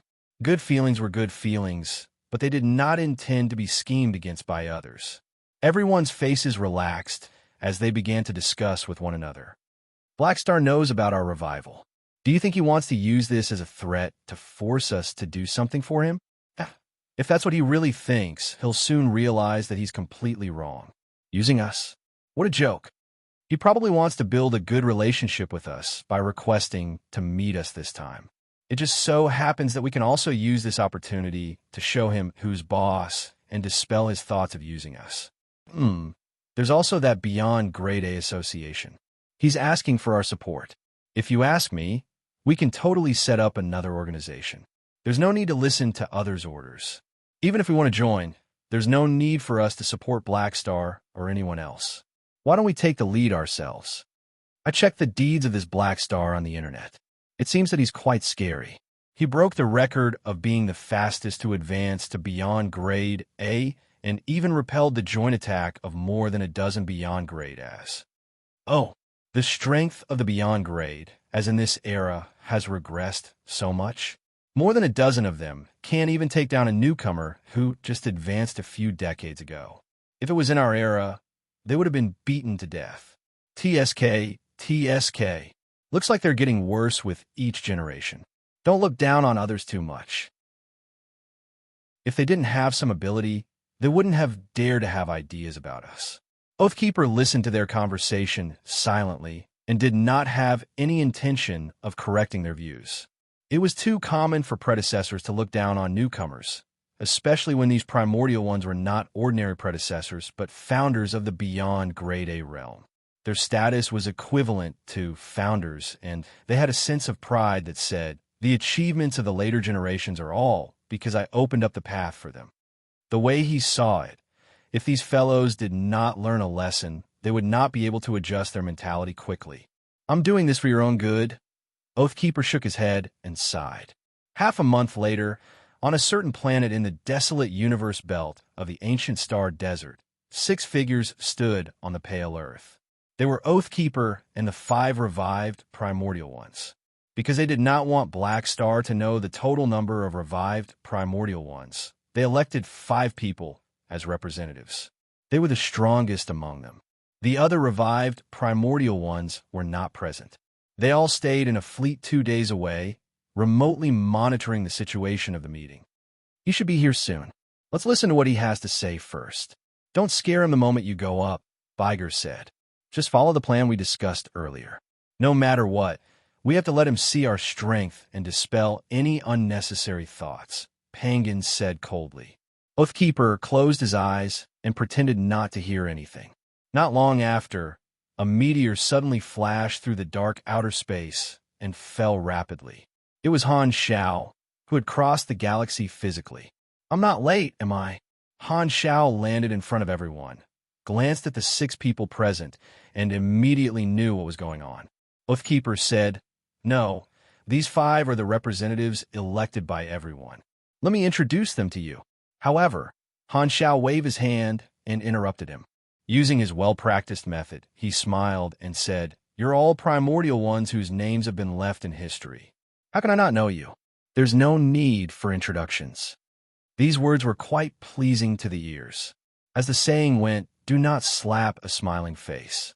Although they had agreed to show off their fist today, Black Star was still considered half their savior after all, and they still had to be polite to him. The 5 of them also greeted him and showed their friendliness. Han Xiao responded while secretly calculating in his mind. King of War Pangan, Mage God Biger, Purple Emperor Mei Ji. These 5 are all experts among this batch of primordial ones, and their attitudes were different in my previous life. They're most likely representatives chosen by the primordial ones with different goals. Pangan represents the Avengers. Meiji represents the liberals, and Biger represents the ambitious people who pursue power. Looks like the differences between the revived have already become obvious. After everyone finished greeting each other, Pangan suddenly spoke. You're actually here with your main body. It's our first meeting, so I have to show some sincerity. Using my lord's avatar would be disrespectful. Han Xiao smiled. I admire your courage. Not bad. Pangan's tone was calm. Oathkeeper coughed, took over, and said, Let's get down to business first. Black Star is now our partner. He requested this meeting and said that he's willing to provide the relevant resources to help everyone integrate into this era quickly. Hearing that, Han Xiao nodded with a smile and said, You've just revived, so your thoughts are still stuck in the exploration era. I'm afraid you're not used to the current era. I'll help you, but before that, I want to know the goal of your revival. Only then will it be easier to make arrangements. Let me ask you something. If someone among us has a goal that doesn't match your interests, what do you plan to do? Biger asked with interest. That depends on the situation, but don't worry, the possibility of a fight is not high. The Beyond Grade A Association I'm in specializes in this kind of problem. I basically won't stop anyone from pursuing their own goals, unless this goal is disadvantageous to everyone, Han Xiao said. Is that so? Pangan said coldly. The Radiant Federation destroyed my home, so I'm going to take revenge on them. What do you think of this goal? It's natural to have national enmity and family enmity, but the premise is that you don't bring any negative effects to us. Otherwise, the association won't sit back and watch. However, I'll be frank, I don't advocate such suicidal behavior. Han Xiao shrugged. I just want to be free forever and not be restrained by anyone. The Beyond Grade A Association you mentioned seems to have quite a few rules. Meiji raised her brows. The rules are to protect everyone's interests. Fundamentally speaking, the association is just a neutral group that helps each other. We settle everything through negotiation. As long as you don't deviate from the group's interests, you can enjoy the greatest degree of freedom. No one will force you to do anything. Plus, with the changes in the universe, it's inevitable that the beyond grade as will band together. Only protection can bring freedom. So I think you're very suitable to join the association. As Han Xiao answered, he sized Mei Ji up. This female beyond grade A had a delicate appearance, gorgeous makeup, purple lipstick, purple eyeshadow, and purple lipstick.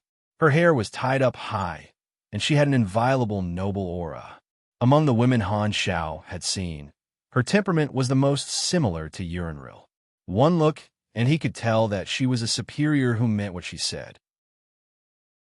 The few of them asked the questions they were concerned about, and Han Xiao answered them one by one, implying that the association was an excellent place to go. However, he did not receive any response. The five of them did not think much of this suggestion. In comparison, they were more inclined to start something else. During the conversation, Han Xiao could feel that the five of them were sizing him up as if they wanted to see through him. Suddenly, Pangan interrupted the others and said, "I've always been curious. What's your motive for helping us revive?" Hearing this, the others all turned and stared at Han Zhao's face. Han Zhao's expression did not change. "I've told Oathkeeper that the Beyond Grade as need more people to have a chance to fight for complete independence." Pangan shook his head. "That won't convince me. You have the information about our revival and the Holy Covenant. You can leak it at any time. Have you never had any intention of blackmailing us? There's no need for that. We're mutually beneficial." Han Xiao borrowed his signature fake smile from Sorokin. "I hope there really isn't. I advise you to get rid of your unrealistic thoughts as soon as possible, or you'll regret it," Pangan warned. "You're thinking too much." Han Xiao laughed. This time, Baiger also spoke. "We heard from Oathkeeper that you hope to receive our support. Let me make it clear in advance. We're grateful to you, but personally, I will only respect the strong." "Oh, can I take it that you're inviting me to spar?" Han Xiao raised his brows. "If you want me to support you, you'd better show me some ability to convince me. If you don't mind, I do want to see how capable you are." Baiger narrowed his eyes. Han Xiao glanced at the others. "Do you all have the same intention?" "Beyond grade is speak with their fists," Pangan said calmly. The others nodded and stared at Han Xiao without blinking. They looked like they were waiting to watch a good show. After the interaction earlier, they realized that Han Xiao was very polite and easy to talk to. He did not have the arrogance of an expert, so they could not help but doubt or underestimate Han Xiao's strength. They could not help but adopt the attitude of testing him. "I have no objections, but which one of you wants to fight me?" Han Xiao smiled. "You can pick any one of the five of us. It doesn't matter who it is. You helped us after all, so we won't be too heavy-handed." Baiger did not mind. He was very confident in the strength of these people. Hearing this, Han Xiao turned around and glanced at Oathkeeper, who was looking down, and immediately understood. He shook his head and smiled. Facing everyone's scrutinizing gazes, he slowly opened his mouth. The content of his words instantly made everyone's expression freeze. "This isn't good. No matter who I choose, others will think that I picked a soft persimmon and offend people. Why don't you all come together? Otherwise, people will say that I'm bullying old people." As soon as he said that, the place suddenly became so silent that one could hear a pin drop. The five of them did not expect Black Star, who had always been soft, to suddenly say such arrogant words. Their eyes slowly widened, and disbelief, shock, anger, and other emotions appeared in their eyes. "Are you looking down on me?" Pangan's face darkened, and a dangerous light appeared in his eyes. No. You misunderstood. I'm not targeting you." Han Xiao stopped smiling, looked around, and slowly said, "I'm talking about you. What I'm saying is that all of you here are weaklings. Why are you pretending to be a wolf in sheep's clothing? Wake up, your glory is long gone. Times have changed.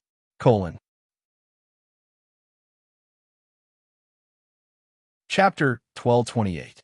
At the same time, the other primordial ones who were remotely monitoring the fleet were all stunned.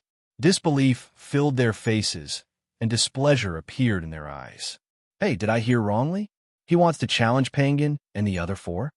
Someone was confused. Isn't he a little too arrogant? From what he said just now, I thought he had enough self-awareness. Yeah, looks like his ambition is indeed not small. He even wants to show us who's boss. Someone sneered. To think he can think of something like that? I remember that he defeated more than 10 beyond grade, as during the godlike war. Could it be that this made him overconfident? That's possible. Maybe he thinks our strength is on the same level as modern beyond grade, just because he bullied little kids who grew up in a peaceful era, he really thinks he's strong? He probably hasn't seen a true top expert before. Such arrogance angered Penguin and the others. They definitely won't let this go. There's going to be a good show to watch. Someone gloated. Just wait. They'll teach this guy a lesson, especially Penguin. He has a bad temper. Let's hope he can maintain this arrogant look later, someone said with a mocking tone. Hearing this, everyone could not help but smile as though they were waiting to watch a good show. These words were targeted at all the primordial ones, and it also provoked them. Most of them did not seem to care, but they were actually very angry and could not wait to see Han Xiao suffer. On the other side, when Oathkeeper, Penguin, and the other four heard Han Xiao's words, their expressions changed again, saying that we're outdated and not letting go of the glory of the past. That's a little hurtful. You overestimate yourself. Penguin's expression was ugly. Flames of anger flashed in his eyes. When had they ever been underestimated like that in the age when they dominated the universe? This was the first time someone had spoken to them like that. Even Oathkeeper felt a little awkward, feeling like he had been scolded as well. Feeling the tense atmosphere, he could not help but sweat for Han Xiao. Oathkeeper hoped that Black Star would teach his companions a lesson. However, Black Star actually wanted to fight 5 of them alone. This was beyond his expectations, and it gave him a fright. He was always worried that the situation would turn upside down. Black Star is too arrogant. Can he? Oathkeeper was a little regretful. He thought that Black Star did not know much about the strength of these primordial ones, which was why he had made such a request. In his eyes, although Black Star was powerful, he was not that powerful.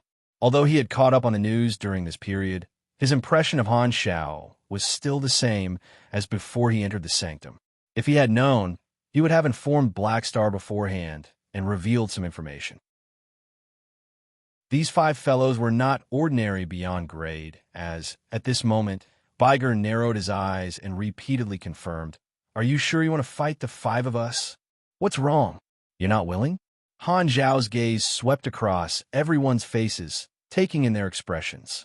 "There's no need for that." Mei Ji frowned and said calmly, "If the 5 of us fight together, it won't be praiseworthy even if we win. Are you afraid of a one-on-one battle and worried that your reputation will be damaged? I can promise you that our sparring will not go too far. We just want to test your ability. No matter what the result is, we'll consider a draw. Are you satisfied? You guys are quite considerate of me." Han Xiao smiled. "No matter what, you're our benefactor." Before Mei Ji could finish, Penguin interrupted her and said coldly, "Don't represent me. I want to deal with him alone."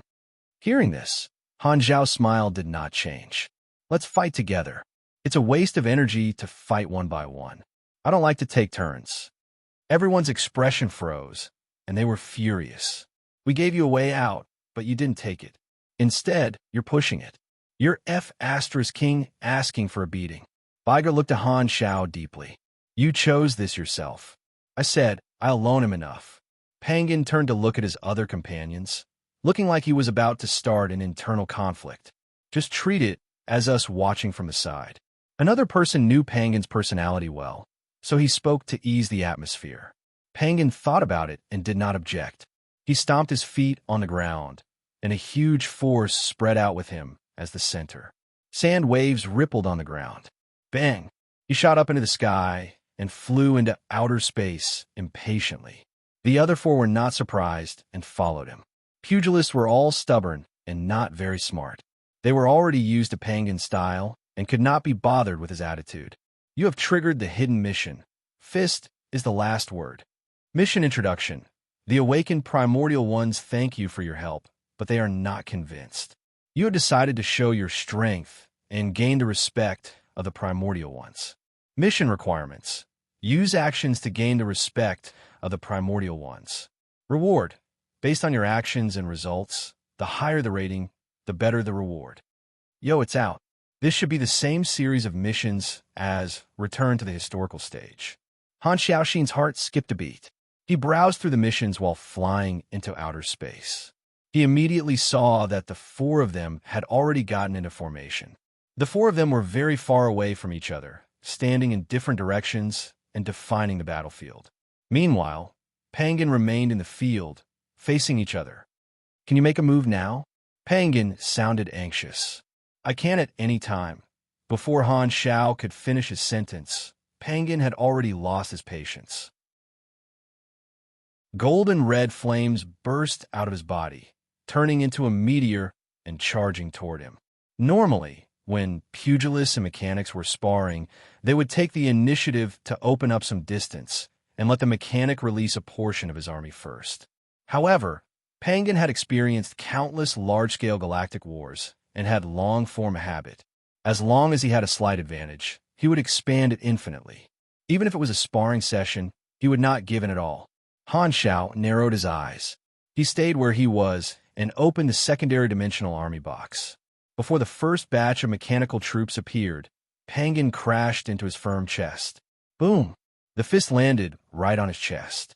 Pangan's eyes sparkled.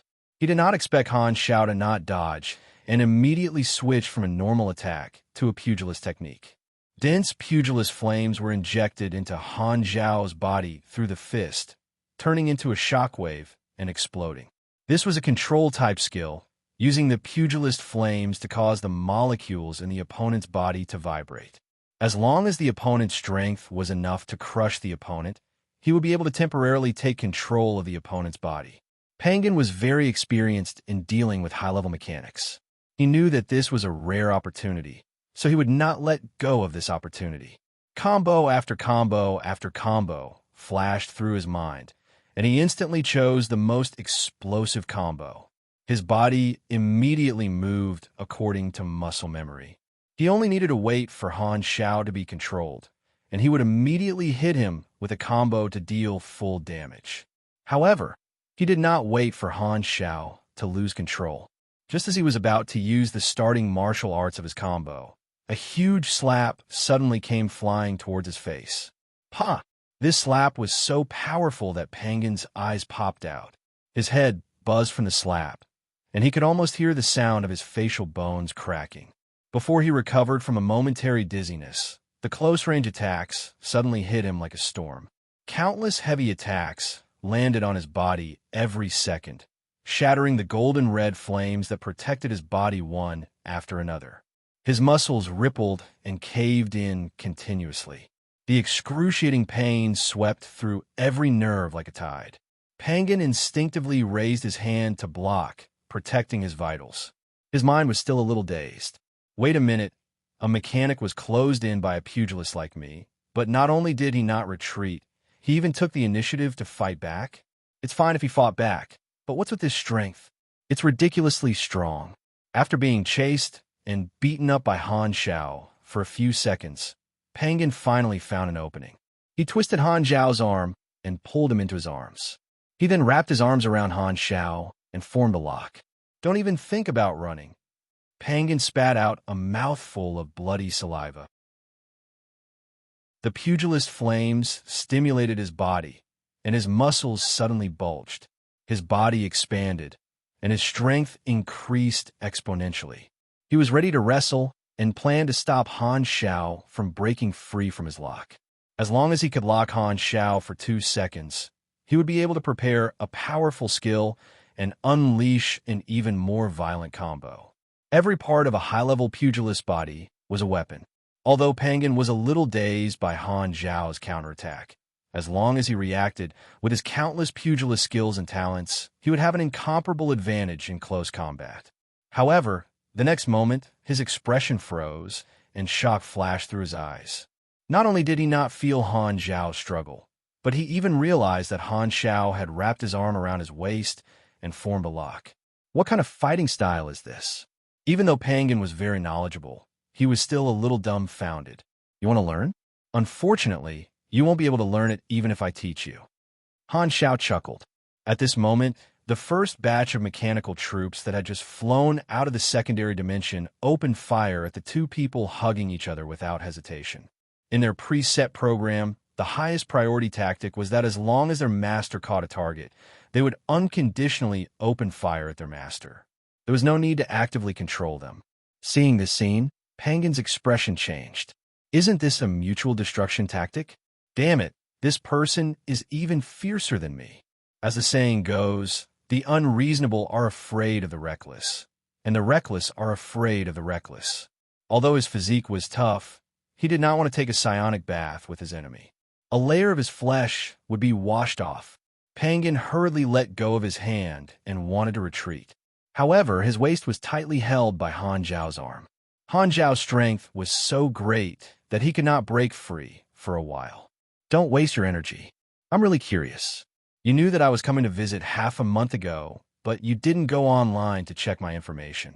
If you had carefully studied my battle video, you wouldn't have stupidly rushed to my face. Do you have to be so arrogant? Or did Oathkeeper cut you off from the internet? Han Xiao was a little speechless. He really did not plan to use this move because he felt that as long as the primordial ones studied his information online, this traditional skill would not work. At the very least, after seeing the nickname Indestructible Body, they would be more or less on guard. However, he did not expect an iron-headed girl to come and find him right from the start. Even he did not underestimate his enemy and constructed a data model of his opponent in advance. This only proved that these primordial ones did not take him seriously at all. Then don't blame me. You're the one who delivered yourself to me. Eat my old and fresh hands. All of you. Go. Yellow. Spring. Boom. Boom. Boom. The light of the psionic cannon's explosions instantly drowned the two of them. The bombardment lasted for 2 to 3 seconds. A golden-red meteor hurriedly escaped from the explosion area and rolled for a long distance in space before stopping. Penguin's clothes were ragged, and he was in a sorry state. Large patches of his body were charred, and some parts of his body were emitting high heat, showing signs of carbonization. At this time, Han Xiao also flew out of the explosion area. He sized Penguin up and sighed regretfully. The army had not been assembled for long, and the first batch of mechanical soldiers was too little. The damage was far from enough. After the damage of the focus fire was reduced by various shields and resistances, Penguin was only slightly injured at most. Han Xiao had already seen Penguin's interface from the combat information. Penguin's energy rank was around 71,000, and his attributes were about the same as Han Zhao's when he was level 300. Before his promotion, it might have taken him some effort to deal with Penguin, but now he could totally beat him up in all sorts of ways. However, he also understood that these primordial ones were not at their peak. The weakness period and the loss of part of their abilities were only one of the reasons. Another important reason was that although these people had awakened, their equipment would not appear together with them. For example, half of Penguin's nickname came from the equipment set he wore when he fought in the galaxy. It was also called King of War, and it was made by the civilization he was in. There were a total of 3 universal treasures in it: a shield, a spear, and an armor. Without this equipment, his strength would decrease by about 20 to 30%. This was especially true for the awakened mechanics. Without all their assets, they would have to start from scratch. Not everyone had the terrifying production capabilities of the Mecha Empire like him. Seeing this scene, the 4 people at the side were shocked. They put away their careless attitude, and their expressions became serious. Did you see that? The strength that guy just displayed? A mechanic who should be physically weak actually has such high strength and dexterity. Either his energy rank is much higher than Penguin's, resulting in his foundation being so strong, or the path of modern mechanics is so wild that they chose to train their physique instead of learning mechanics. I think the possibility of the latter is quite high. While the few of them were communicating in the communication channel, the situation in the field changed again. Penguin had suffered a small loss and was afraid to attack. Before he figured out the situation, he did not dare to continue attacking. He did not know where to start. However, Han Xiao did not take the opportunity to chase after him. He shot out a net-like golden mechanical force that covered the mechanical army like a net, pulling all of them toward him. In the dazzling mechanical force lightning, the enormous mechanical deity appeared out of nowhere. The next moment, the mechanical deity dragged the celestial punishment edge, circled around, and threw out a silver-blue psionic blade wave. Swoosh! The blade light spread out rapidly, and even the 4 people on the edge of the battlefield became the targets of the attack. Light flashed, and magic formations, esper abilities, psychic abilities, and other means appeared at the same time. Baiger, Mei Ji, and the others used their abilities to block the powerful blade wave.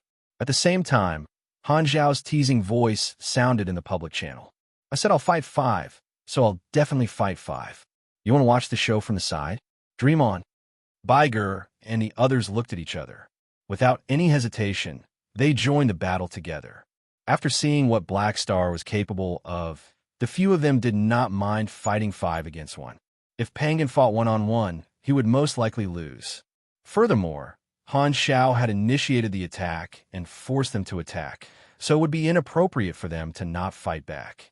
The few of them did not mind fighting together. During the exploration era, it was normal to fight many times. If they were too particular, they would end up being killed by the enemy. The primordial ones were all used to fighting one person in a group, so they would not have any psychological barriers to this. You guys are finally not so pretentious. Come, let me give you guys a good beating and help you see the truth. Seeing this, Han Xiao grinned. The mechanical deity spun the celestial punishment edge and charged toward the 5 of them. Chapter 1229. Boom, boom, boom. The light of psionic explosions flashed in space, and the Mech Legion charged out of the army camp and onto the battlefield. 5 figures wrapped in energy of different colors were drowned by the sea of machines. They shuttled back and forth among the machines like meteors, and the light of various abilities lit up in the gaps between the machines from time to time. There were 4 classes among the 5 of them, and only the mechanic was missing. The mechanic, who had lost all his assets, was not chosen as a representative by the revived primordial ones. Psionic Prime led dozens of apostle weapons to fight the 5 of them. With the enhancement of mechanical force, the coordinated apostle weapons made the 5 of them flustered and in danger. The mechanical deity was like a crane in a flock of chickens on the battlefield. The celestial punishment edge chased after a few people and slashed continuously. The weapon was huge, but it was as fast as lightning, slashing out streaks of sharp psionic blade waves.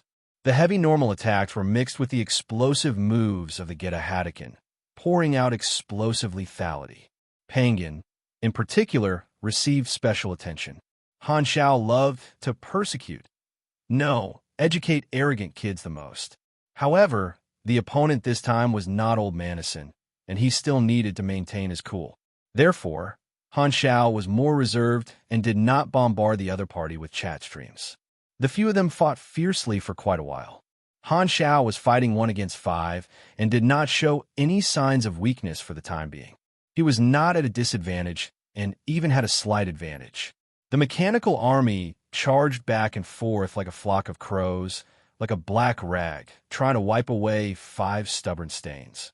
Pangan, Baiger, and the other 4 were far from their peak strength, but they were not fodder either. Although they were in a passive position, they could still hold on for a while with their cooperation. However, the 5 of them felt extremely troubled. This was their first time dealing with a mechanic of this style, so they did not know where to start. From what they knew, the best way to deal with a mechanic was to attack them head-on. When they first saw Black Star's main body, they were quite surprised and felt that he was too careless. However, they now realized that they were ridiculously wrong. Black Star was the complete opposite of their impression of a mechanic. One was as fragile as paper, while the other's mental strength, which should have been his weakness, was extremely tough. He was F*King indestructible. The head-on attack tactic was mostly useless.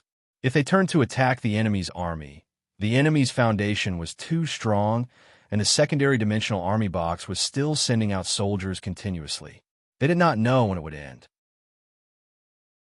Thinking about it, it seemed like they could only use a protracted battle to exhaust the enemy's energy. However, the enemy's apostle weapons, mechanical army, and mechanical deity were too powerful, so their margin of error was very low. Furthermore, their energy consumption was also very high.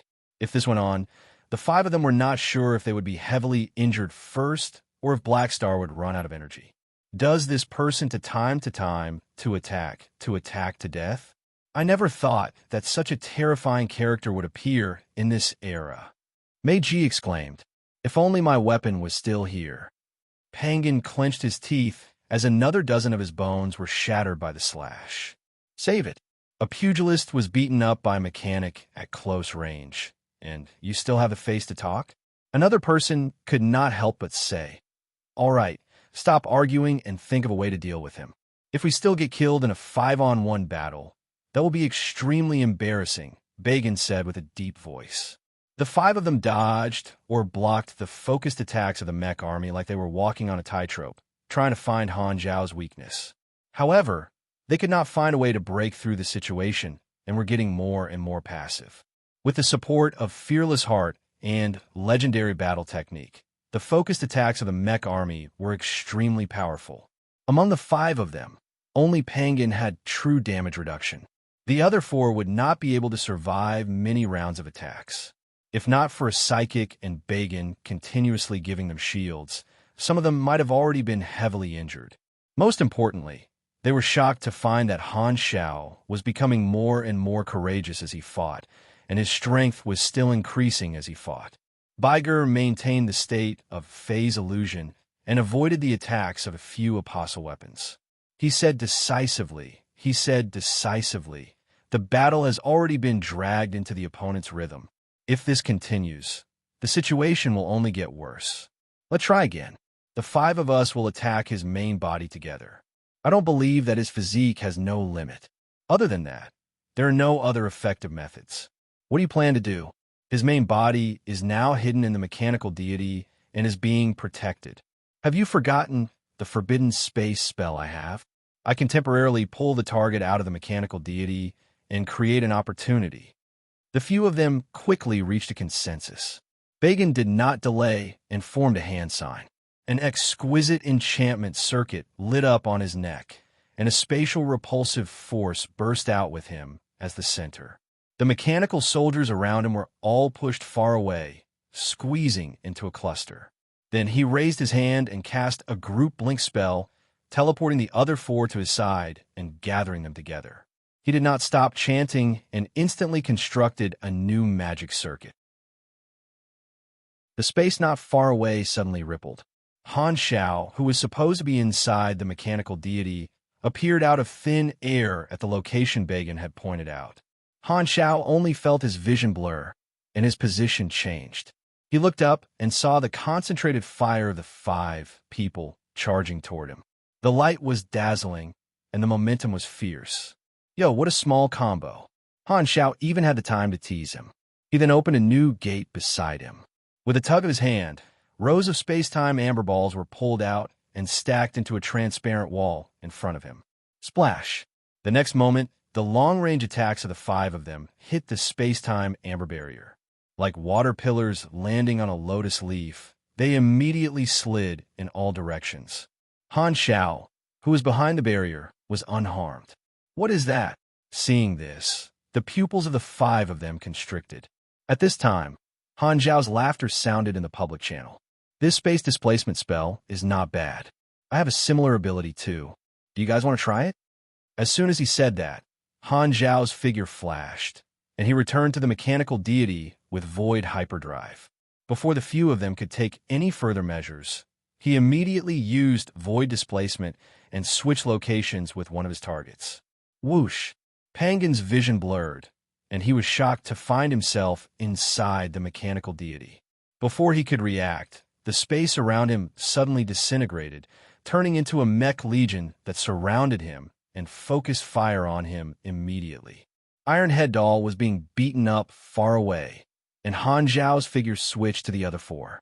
Facing the shocked gazes of the four of them, he smiled, shook his body, and suddenly activated the void prison. The next moment, the movements of the four of them became extremely stagnant, and they were all trapped in this domain. Only Han Zhao could move freely.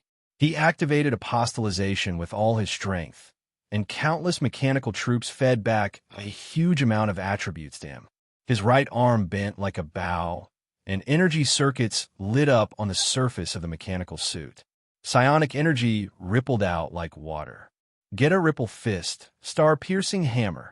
Han Zhao punched forward, and the fist wrapped in dazzling psionic energy hit Baiger's face.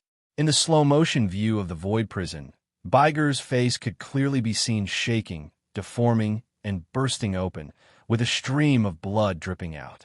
Boom! A dark blue shockwave burst out, and Baiger was sent flying away. Han Zhao did not stop moving. The firepower of the mechanical suit was at full power, and he punched the remaining three people in the face. It was as if there were afterimages shuttling back and forth between the three of them. Gotcha! After being beaten up for a while, the few of them finally broke free from the restrictions of the void prison. They hurriedly retreated, and there was pain all over their bodies. They felt like they had been beaten up from head to toe dozens of times. At the same time, Pangan, who was far away, was not locked up by the strong man. He crashed through the Mech Legion's blockade with difficulty and broke out of the encirclement. However, he was hit multiple times in a short period of time. He was covered in blood, and his injuries were not light.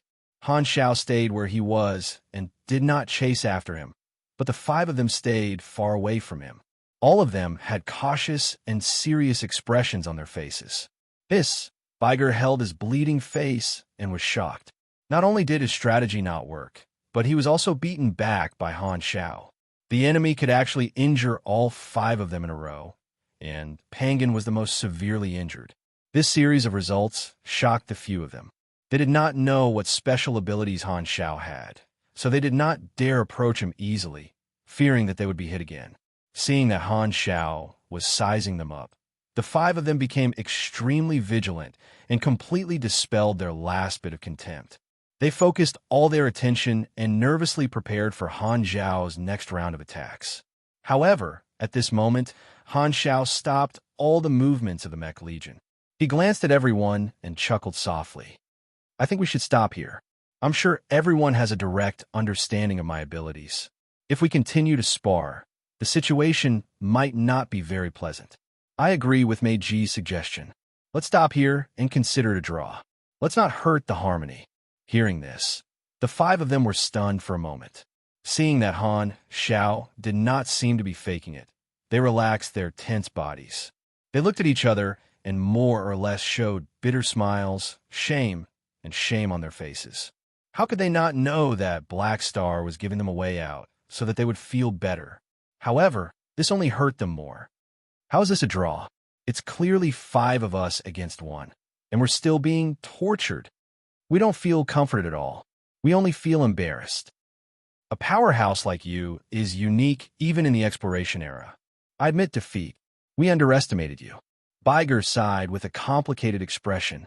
After experiencing it firsthand, Black Star's combat strength was completely beyond their expectations, and they were completely stunned. Even without that fancy combo, just based on the strength of the Mech Legion, everyone could see that Black Star's raw strength was far superior to theirs. Thinking of this, their faces were more or less lonely, and their arrogance could not be found. Putting themselves in their shoes, they could understand how big of a blow this was. The feeling of a new generation replacing the old was not good. It almost made them wonder if they had really been eliminated. Pangan was the most embarrassed. His expression was uncertain, and the wounds on his body were still burning with pain. However, compared to the trauma in his heart, the physical pain was nothing. This unacceptable result made him doubt himself. Han Zhao glanced at them, smiled, and said, I might not have controlled my strength, so I used a little too much force. I hope you guys don't take it to heart. Ahem, this is a small matter. We don't mind. Baiger blushed a little. He still remembered that he had said something similar to Black Star not long ago. Then, can we continue talking now? Han Xiao shrugged. Of course, of course. Let's go down and continue. Their attitude changed 180 degrees, and their tone was filled with respect and reverence. Although they were not used to this change psychologically, beyond grade as were respected, and their fists were the foundation. They naturally could not bring out their arrogant tone to face someone who could kill any one of them single-handedly. Seeing this, Han Xiao smiled and returned to the surface of the planet. He immediately saw Oathkeeper staring at him. "Why are you looking at me like that?" "Nothing." Oathkeeper suppressed the shock in his heart and tried to make his tone sound natural and calm. The strength that Han Xiao had just displayed had also given him a fright. Unlike the other primordial ones, Oathkeeper knew that Han Xiao was strong, but he did not expect him to be this strong. Before today, Oathkeeper felt that he was on par with Black Star. However, after witnessing Black Star's battle with his own eyes, he strongly suspected that his judgment was wrong. Black Star's true strength was much stronger than the rumors. Fake news really killed people. Oathkeeper could not help but feel glad that he did not choose to silence Han Xiao. Otherwise, he would have been the one to be silenced.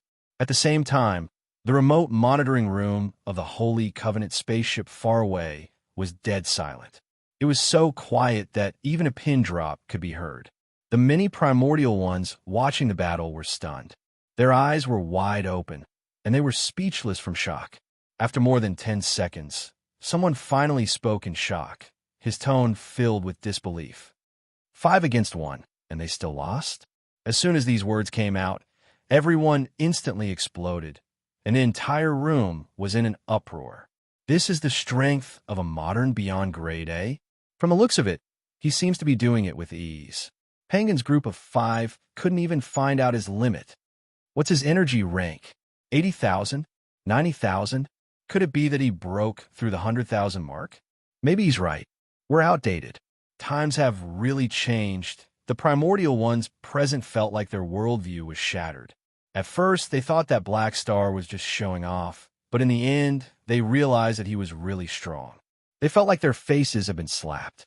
Luckily, they were only watching the battle behind the scenes and did not have to care about their faces. In their eyes, a loss was a loss, and a loss was a loss. Naturally, they did not take the result of a draw seriously. Thinking back to what Black Star said before the battle, they felt like eggplants that had been hit by frost. Their confidence took a huge hit, and their sense of superiority as primordial ones was completely destroyed. It seemed like he really was not boasting. He taught them a lesson and helped them recognize reality. The people present had no choice but to accept this reality. The arrogance, and other mentality they had when they first revived quickly disappeared, turning into caution, modesty, and caution. The only problem was that the effect was too good. Many people's mentality had fallen to the other extreme. Black Star is only the vice president of the Beyond Grade A Association. The internet says that there are many beyond grade as in the same echelon as him, so they should have similar strength. TSK, the modern era is too scary. Among the crowd, some of the primordial ones who originally planned to start afresh started to think about retreating, deeply doubting whether they had the capital to start fresh. Originally, the goal of some people's revival was to avoid the exploration era war and come to the peaceful era to develop a new organization with their own strength and obtain great power. However, Han Zhao's performance today gave them the wrong impression that there were experts like him everywhere. This spar had not only destroyed their self-confidence, but it had also scared some of them into temporarily burying their ambitions. With our strength, we'll be courting death if we rush to start something. It's better to train in seclusion for a few decades first. We won't come out until we catch up with the times.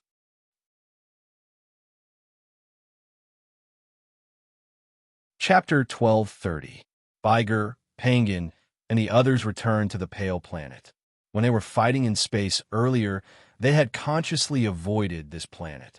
Some of the shock waves were neutralized by Oathkeeper, so the planet was spared. Han Xiao picked up the topic from earlier and continued to talk with the others. This time, he could clearly feel that the atmosphere was much better. Viger and the others listened to his opinion seriously. As the old saying went, as long as your fist was big enough, you could make the other party listen to you calmly. Lu Shuren was not lying. Your current situation is definitely not suitable for you to come out. After all, your combat strength has declined after your revival, and you're already behind the times. It's best to find a way to make up for this gap. If you ask me, you should spend more time in seclusion to train and learn new technology and knowledge. Han Xiao said. This would not have been very convincing before the sparring, but now, everyone agreed. They thought that they could only revive once. Now that they had the chance to make up for their regrets, fulfill their ambitions, and climb to the top, they naturally cherished it and wanted to make sure nothing went wrong. This was a rare opportunity. These primordial ones were all patient. There was nothing they could not wait for. Black Star, you've really broadened the horizons of us old antiques today. Even in the exploration era, not many people were your match. Viger sighed. In the sparring earlier, they had lost all face, but they did not hold any grudges. At this level, they were not people who did not know what was good for them. They were not enemies. Although Han Zhao's words were harsh, they were the truth. A powerful benefactor naturally had a special place in their hearts. I've always suggested that you join the Beyond Grade A Association. Although the modern era is more peaceful than the exploration era, there are still undercurrents. Beyond Grade As are not safe. You can check the tragedy of the Pinnacles online. That was a purge by the advanced civilizations. They've always wanted to control our numbers, so it's necessary for us to stick together. Han Xiao began to promote the association again. This time, other than Pangan, who chose to abandon this life for the sake of seeking revenge, the other 4 people swept away their previous disapproving attitude and began to take Han Zhao's opinion seriously. They lowered their heads and seriously considered this route. Seeing this, Han Xiao continued. There are more benefits to joining the association.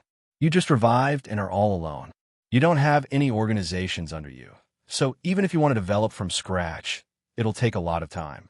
Furthermore, the cake of the various star fields has already been divided up by the various large organizations. Even if you have the strength, you'll still encounter many obstacles.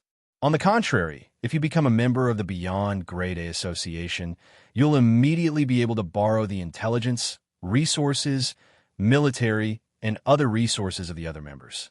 If you want to build an organization, we'll also help you and provide you with all kinds of help, helping you become a member of our collective interests. Hearing this, everyone couldn't help but nod, and they were more or less tempted. The universe was too big. Without money and manpower, it was inconvenient to do anything.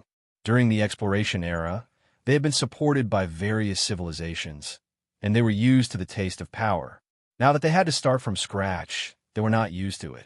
Meiji pondered for a while before saying, "We're willing to support you, but you're only the vice president, so you can't make all the decisions. Furthermore, with your strength, the president definitely won't be too weak." That makes sense. We're grateful for your kindness, but we also have to think for ourselves. In comparison, wouldn't it be better to support the leader? Viger asked. Han Xiao smiled. You guys don't know this. I have a problem with the president, and our paths are different. He's too ambitious and radical. He wants to bind the association to him and walk the same path as him to the end, which has already angered many people. There's no chance for him to be reelected. Furthermore, he's old, and he might pass away one day, so there's no future in supporting him. However, I have a lot of friends, and the position of the next president is basically set. Furthermore, the chances of me being reelected are very high. Investing in me is the best choice.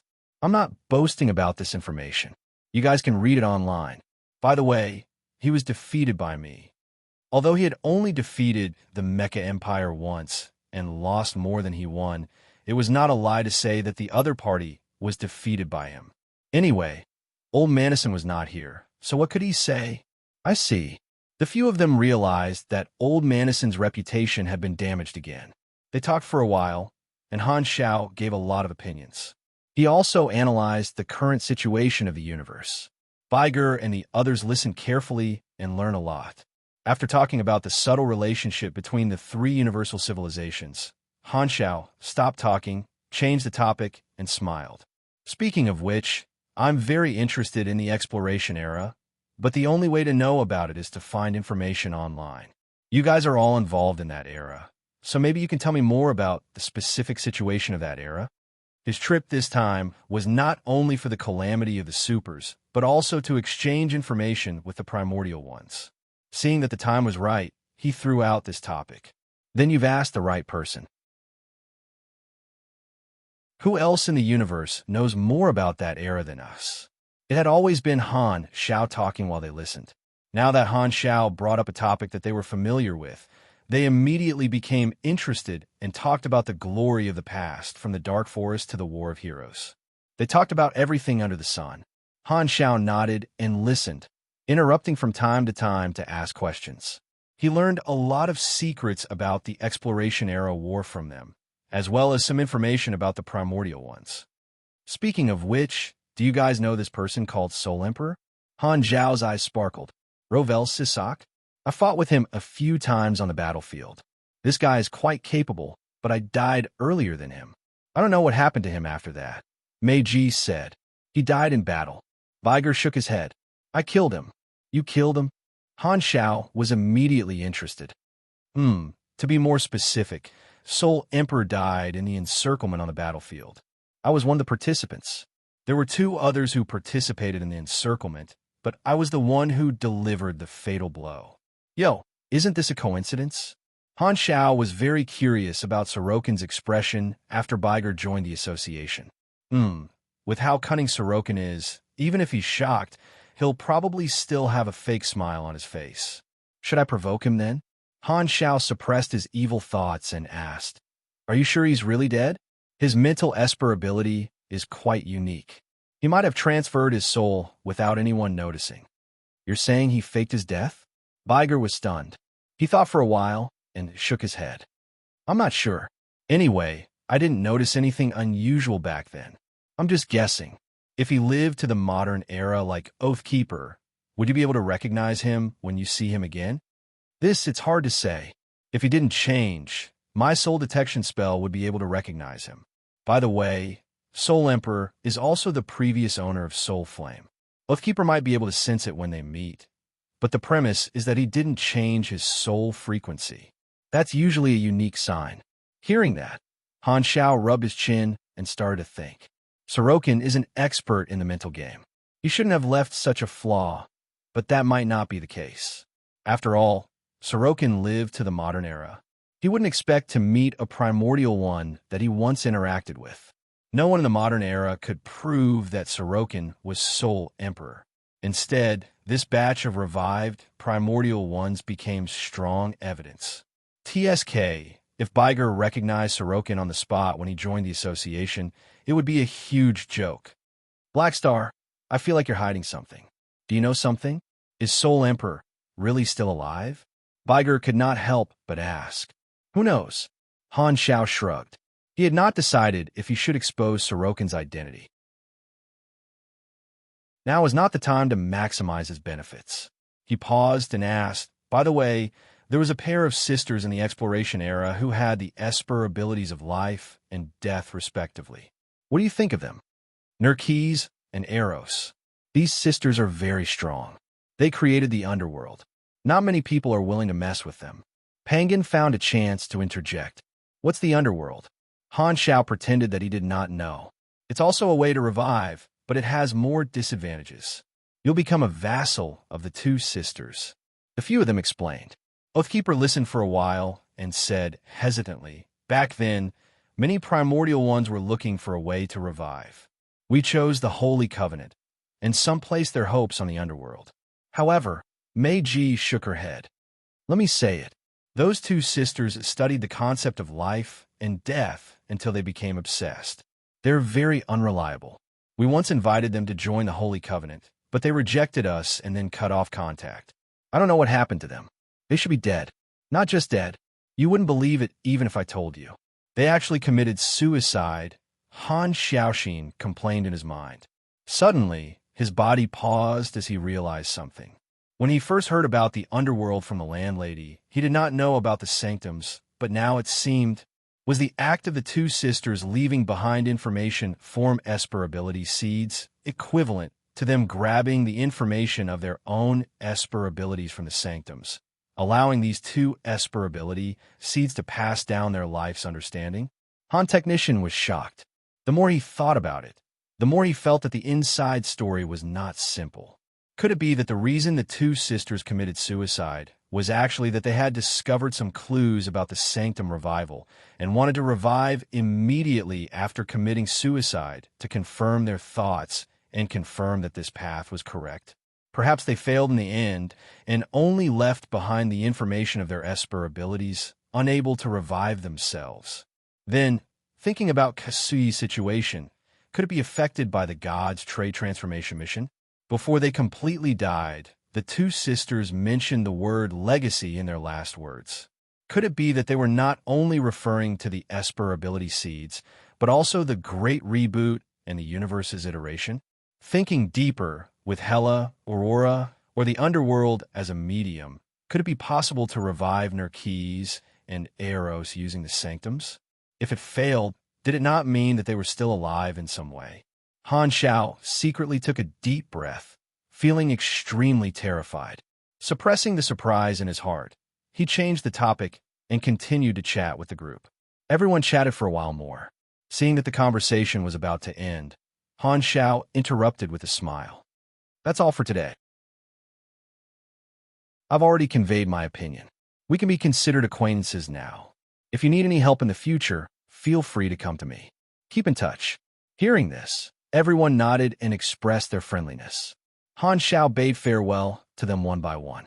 Then, he put on the king mechanical suit and disappeared out of thin air in a flash.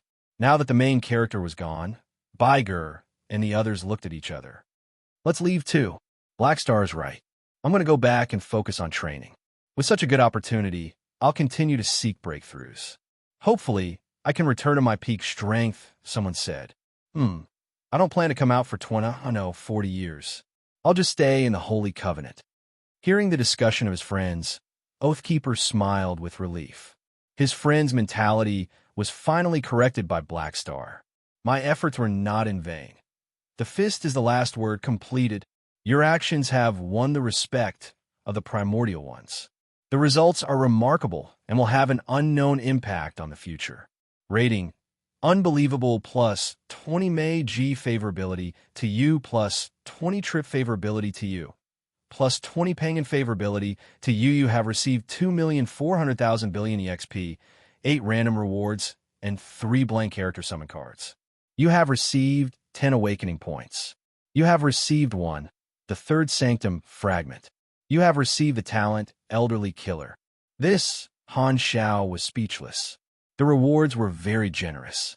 There were very few missions that directly rewarded awakening points, and even gave him a new talent. The effect of the talent was quite good. Just like Fearless Heart, it increased his basic attack power. But there are too many points to complain about. I beat up a bunch of primordial ones, so I became the Elderly Killer. Is this the rhythm of punching the Nanshan nursing home for the elderly? Also, I can understand adding a point to attack power, but what the hell is with increasing CHA? Do they think that my fighting posture is extraordinary, and they're cheering loudly while getting beaten up? Have they all become masochists? Han Zhao's soul of complaining burned fiercely, and it took him a lot of effort to suppress it. Putting aside these points, that the triggering mechanism was quite suitable for him. Among the current beyond grade, as there did not seem to be anyone younger than him. What a weird ability, and it seems to go against the traditional virtue of respecting the old and loving the young. Han Xiao shook his head helplessly. He carefully looked at the rewards before closing the interface and thinking about the impact of this trip. This time, I beat up the primordial ones and destroyed their arrogance. This way, they should be able to keep a low profile and develop for a long time. The calamity of the supers will be delayed because of this. I can be at ease for a while. Han Xiao let out a sigh of relief. He had a lot of things to do now, such as researching technology treasures, expanding the army, collecting the sanctum keys, and so on. What he lacked the most was time. The later the calamity of the supers broke out, the better it would be for him. It would be best if it appeared after he became the next president of the Beyond Grade A Association. That way, his position would be very stable, and it would be easier for him to guide the direction of the calamity of the supers. Currently, the three universal civilizations and the Supercluster Alliance were fighting, and the universe was in turmoil. However, for the Beyond Grade, as it was a stable period, there are no external conflicts, so it was a good time for them to keep a low profile and develop, promoting the integration of the association's interests. After all, the Beyond Grade A Association had only been established for a few years, and their career had just started. There were too many things that needed to be done. It's time for them to properly develop for a while. Han Xiao thought to himself. At the same time, Manison and Sorokin, who were in different places, suddenly felt a chill run down their spines. Strange, I keep feeling like something bad is going to happen. Sorokin felt uneasy, and more than 10 guesses flashed through his mind. Manison's reaction was much more direct. It must be Black Star, that little brat, making things up behind my back again. P.S. Here's a copy of my friend's book, Commoner's Path is King. The author is an old author, so the quality is guaranteed.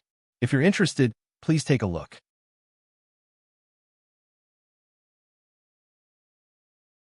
Chapter 1231. Time had no emotions. No matter how the scenery changed, it still did not look back and walked forward with the world in its arms. The galactic society in the war-torn era was filled with countless upheavals, changing the lives of billions of people in different ways.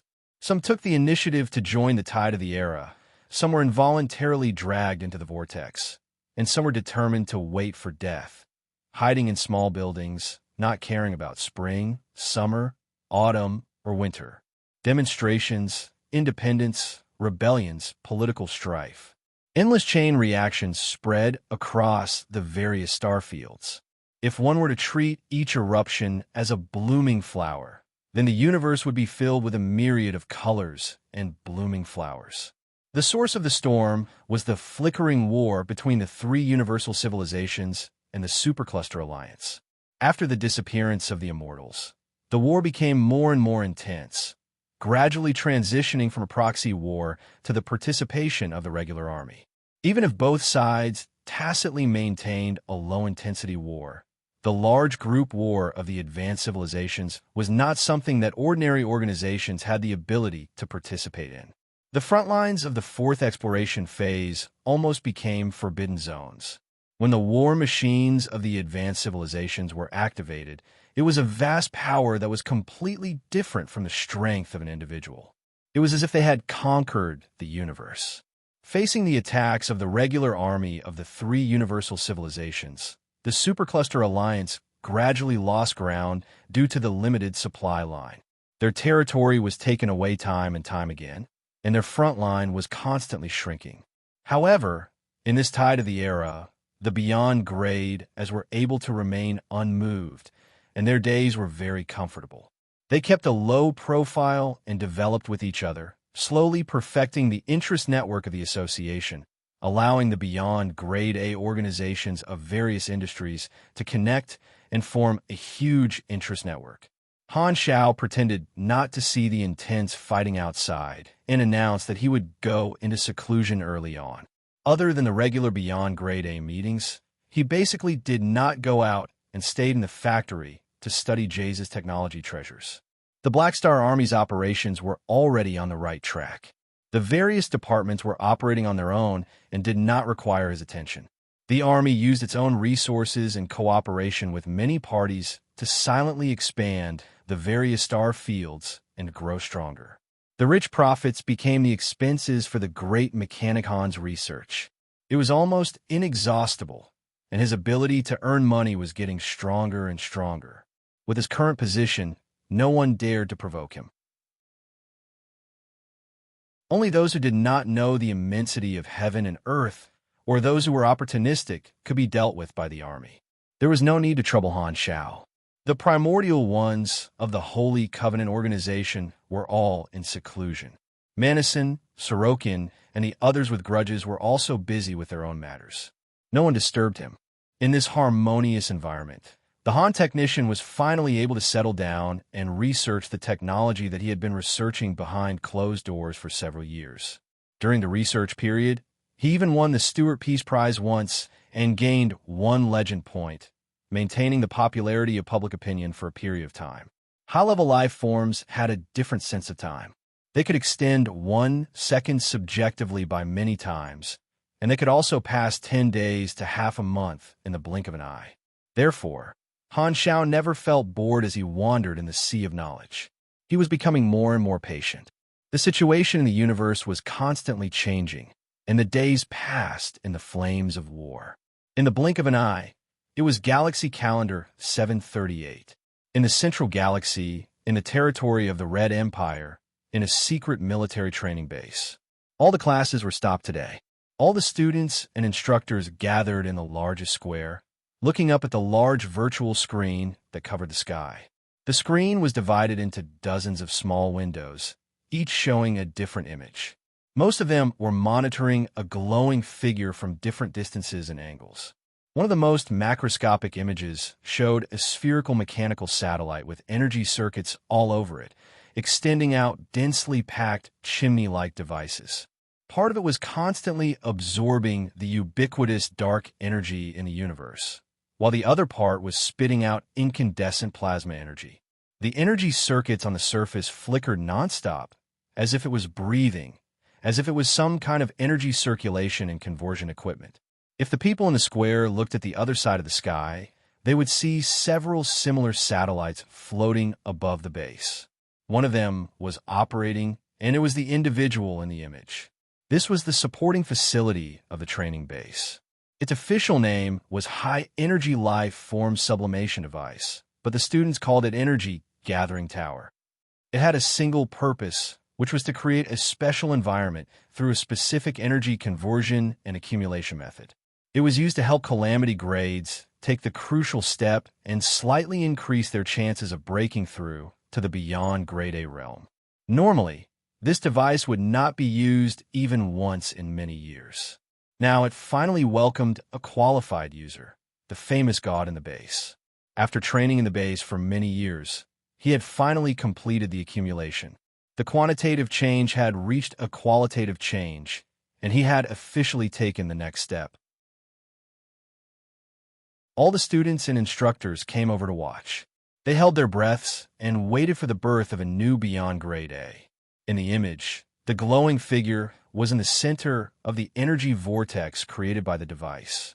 His body swallowed the energy around him like a whale, pulling out colorful energy streams. The texture was like a fluttering gauze, but also like changing smoke. It looked dreamy. After who knew how long, the figure seemed to have reached a saturated state and gradually stopped absorbing energy. The brightness of his body decreased, and all the energy was locked in his body, no longer being released. The next moment, God opened his eyes, and light shot out from his eyes. A second later, he retracted it. His body moved, turned into a meteor, and flew out of the exit tunnel inside the device. Under everyone's gaze, he descended from the sky and hovered above the crowd. He did it. Deafening cheers rose from the square. Everyone present had witnessed the birth of a beyond grade A. They were all extremely excited. This time, God controlled his body to descend. As soon as he landed, the manager and chief instructor of the base came up to him with wrinkled faces. Congratulations on stepping into the beyond grade A realm. You did not disappoint the dynasty. Back then, the two of them thought that God would have a chance of breaking through to the beyond grade A realm in 2 to 8 years. Now, God had succeeded in 4 to 5 years. The promotion process was much smoother than they had imagined. Their guess had come true, and they were happier than anyone else. God moved his fingers as if he was familiarizing himself with his new strength. He casually asked, "The upper echelons of the dynasty should want to see me, right? When?" "Yes, the ruler is already waiting for you. Lead the way." God's tone was indifferent. The students present were chased away by the instructors. God changed his clothes and followed the manager to a high-class remote communication room. Then, the manager left, leaving God alone in the room. God operated the communication device, turned on the remote projection, and entered the preset channel. The next moment, his vision changed, and he was already in the ruler's office. He immediately saw Unravel, who was sitting, and Claudia, who was standing. Congratulations on becoming a Beyond Grade A. The dynasty is proud of you. Unravel's tone was kind. Hello, Your Excellency Ruler. God nodded. You've done well. The speed of your growth exceeded our expectations. Unravel gave him some encouragement. This was the patriotic education that every direct Beyond Grade A had to receive to encourage them to serve the dynasty. After chatting for a while, Unravel quickly got down to business. Regarding your authority, benefits, and position, the dynasty will adjust it as soon as possible. Do you have any thoughts about your position? My strength is not consolidated yet, so I don't want to take on a position for the time being. In the future, I feel that my ability is very suitable for scientific research. I hope to work in the dynasty's Academy of Science. God smiled faintly. The dynasty will consider your opinion. Unravel nodded. This time, God narrowed his eyes and said, Speaking of which, I'm already a Beyond Grade A. I wonder if we can start the plan for the evolution cube? Hearing this, Unravel paused. Many years ago, the dynasty's upper echelons had secretly planned a plan, which was to wait for God to step into the Beyond Grade A realm before using his Esper ability to analyze the energy structure of the evolution cube. This way, there would be a chance to secretly crack part of the principles of the evolution cube, allowing the dynasty to obtain the technology as insurance. However, plans could not keep up with changes. In the past few years, the Black Star Corps had been developing rapidly, and the cost of risks had been increasing. After Black Star became the special security advisor of the three universal civilizations, this plan was put on hold indefinitely. Unravel was silent for a few seconds before shaking her head. This plan will not be implemented for the time being. We don't want to have any conflicts with Black Star, even if the chances are very low. God narrowed his eyes and asked, All right, then do I still receive the baptism of the evolution cube? Yes. If you want it, submit an application. We'll arrange for you to be in the next fleet to go to the flickering world to find Black Star to receive the baptism of the evolution cube. As she spoke, Unravel paused before adding, When you reach the flickering world, make a trip to Planet Finn and join the Beyond Grade A Association. The dynasty needs more direct members in the association to help keep an eye on their movements. God's eyes sparkled. Okay, I'll go. The two of them continued to communicate for a while before ending the communication. From the beginning to the end, Claudia did not speak at all. He was like a statue. Deactivating the remote projection, God returned to his room. His eyes flickered. No one knew what he was thinking. He stood there and thought for a while. Just as he was about to push open the door and leave, his private communicator suddenly rang. He received an encrypted communication request. It was from Beccarodi. God had been in contact with the hardliners for a long time. Beccarodi was one of the upper echelons of the hardliners in the military. After the plan was put on hold, the two of them had not contacted each other for a long time. God was curious about the other party's intentions. Very soon, the communication was connected. God, it's me. What's the matter? Congratulations on becoming a Beyond Grade A. Do you still remember the original plan? Everything will proceed as usual. When you receive the baptism of the evolution cube, use your ability to analyze the principles of the evolution energy. In the encrypted channel, Beccarodi's voice was very blurry. Oh, that's not what the ruler said. God was interested. Beccarodi seemed to have expected this. He lowered his voice and said, The flickering war won't last long.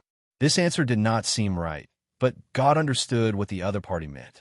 Now, everyone in the dynasty knew that Unravel was about to step down, and this would definitely happen after the war ended. By then, the new ruler would take over and complete the transition of the highest authority. Therefore, at the end of her term, Unravel's control over the upper echelons would inevitably slip.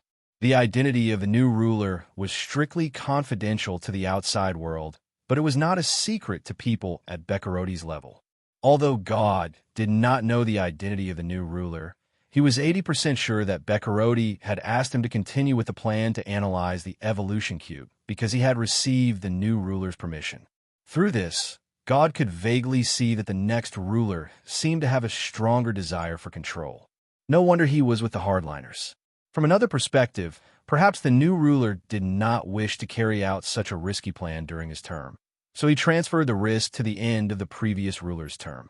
God narrowed his eyes and pondered for a while before slowly saying, "Got it. I'll think of something." "Very good. It's up to you." Beccaroti's words were concise and comprehensive as he hung up the phone. God did not take this matter to heart at all. He looked like he was reminiscing about something. He played with the communicator in his hand with an inexplicable emotion in his eyes. "Black Star, we're finally going to meet again." A few days later, in the army commander's private factory in Black Star Palace, Han Xiao, who was adjusting the machinery, suddenly received a report from Philip. "Master, I've received the dynasty's new list of people to be baptized by the evolution cube." Han Xiao did not even look up. He focused on operating the machine and casually said, "Is there anyone worth paying attention to?" "Yes, there's a new dynasty direct beyond grade A on the list this time. His name is God." Han Xiao suddenly stopped what he was doing. "God?" He put down the work in his hands, opened the list, and looked at God's basic information. His eyes narrowed, and memories surfaced in his mind. "I think I met him a few times when we were fighting the Kundi race a few decades ago. I have some impression of him. I think he was just an adjutant back then. Strange, this guy actually became a beyond grade A super. There was no such person in my previous life. Could be my butterfly effect again?" Han Zhao's lips curled up. "Interesting. When this guy arrives, I'll go and find out what's going on." Anyway, no matter who the other party was, since there was no such beyond grade A in his previous life, it meant that there were secrets on this person. He might even encounter a hidden mission, so there was no reason for him to let it go.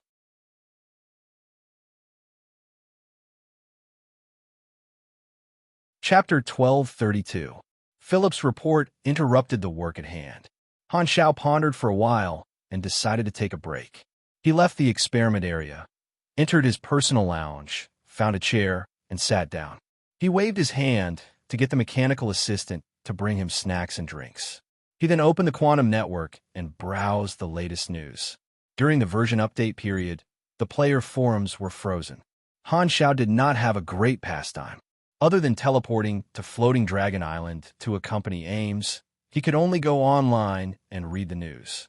Looking at the situation of the flickering war, Han Xiaoxin had a thought. "Yo, it's already at this stage. The Supercluster Alliance can't hold on for much longer. Looks like they still can't change their fate. The end of the war is just around the corner." Because of the butterfly effect, Han Xiao could not accurately predict when the flickering war would end. However, judging from the current situation, it would probably end in 2 to 3 years. The Supercluster Alliance would not be able to hold on for much longer. The flickering war started in Galaxy Calendar Year 732, and it had been 6 years since then. This was more or less as he had predicted. The war would last at least 3 to 5 years. Although the early outbreak of the Intelligent Plague gave the Supercluster Alliance more time to prepare, there were still too many unfavorable factors. The Supercluster Alliance was fighting a defensive war, and their war zone was far away from their homeland. They were surrounded by the enemy like an isolated island. In the past few years, the 3 universal civilizations had cut off a lot of the enemy's secret supply lines, causing the Supercluster Alliance to receive less and less external support. If the Supercluster Alliance wanted to break out of this situation, they could only start from the outside. They could send troops from their homeland and open up new war zones in other star fields. However, that would be completely different. The order between the advanced civilizations would be broken, and the war would escalate to a higher level. No one dared to start. They were only taking a small gamble. No one could bear the consequences of flipping the table. Han Xiao stroked his chin and pondered. When the war is over, the Red Empire and the Radiant Federation will be changing. Uranro will retire, and the new ruler, TSK, what a troublesome guy. He did not know if his butterfly effect would change the choice of the dynasty's next ruler, but the chances were not high. With what he had seen in his previous life, he naturally knew the identity of the new ruler. To be fair, although he had some conflicts with Unravel, they had generally worked well together. However, the new ruler was a hardliner, and his style was different from Unravel's. In the previous life, the calamity of the Supers and the Silver Revolutionary Army were both scandals that happened during the reign of the first Prime Minister of the New Republic.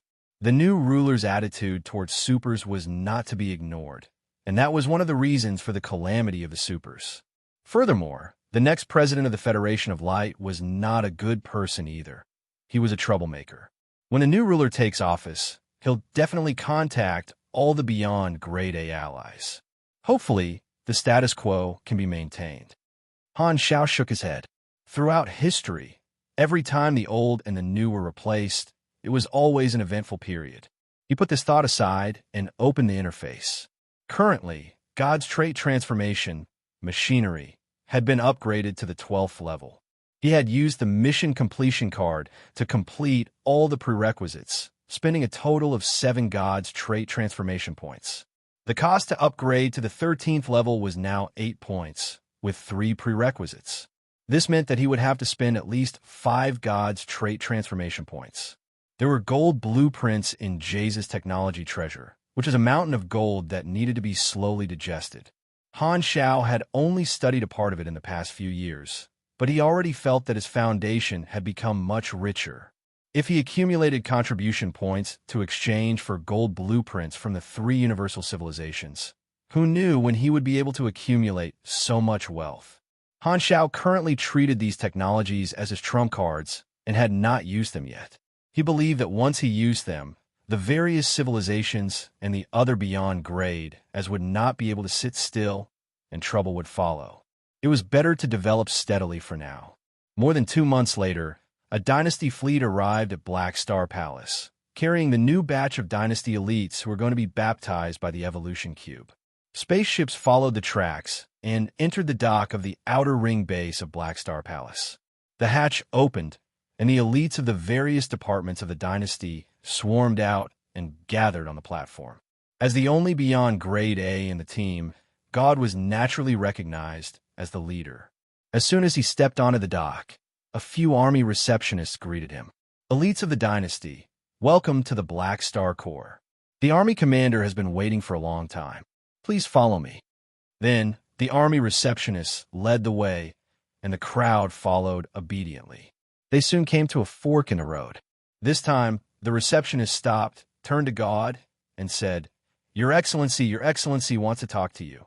Your Excellency, God, the army commander would like to have a chat with you. Please follow me to see the army commander. As for the others, my companions will bring you to the hall to receive the baptism. This was the army's territory, and both sides had worked together for many years. The dynasty elites naturally had no objections. Furthermore, Black Star's reputation for having connections was known throughout the universe, so they were not surprised. Lead the way, then. God nodded with a calm expression. The crowd split into 2 and walked further and further away.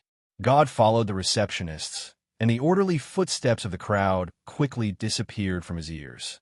The 2 of them came to a private guest room. God opened the door and walked in. He immediately saw Han Xiao standing in front of the window with his back facing him.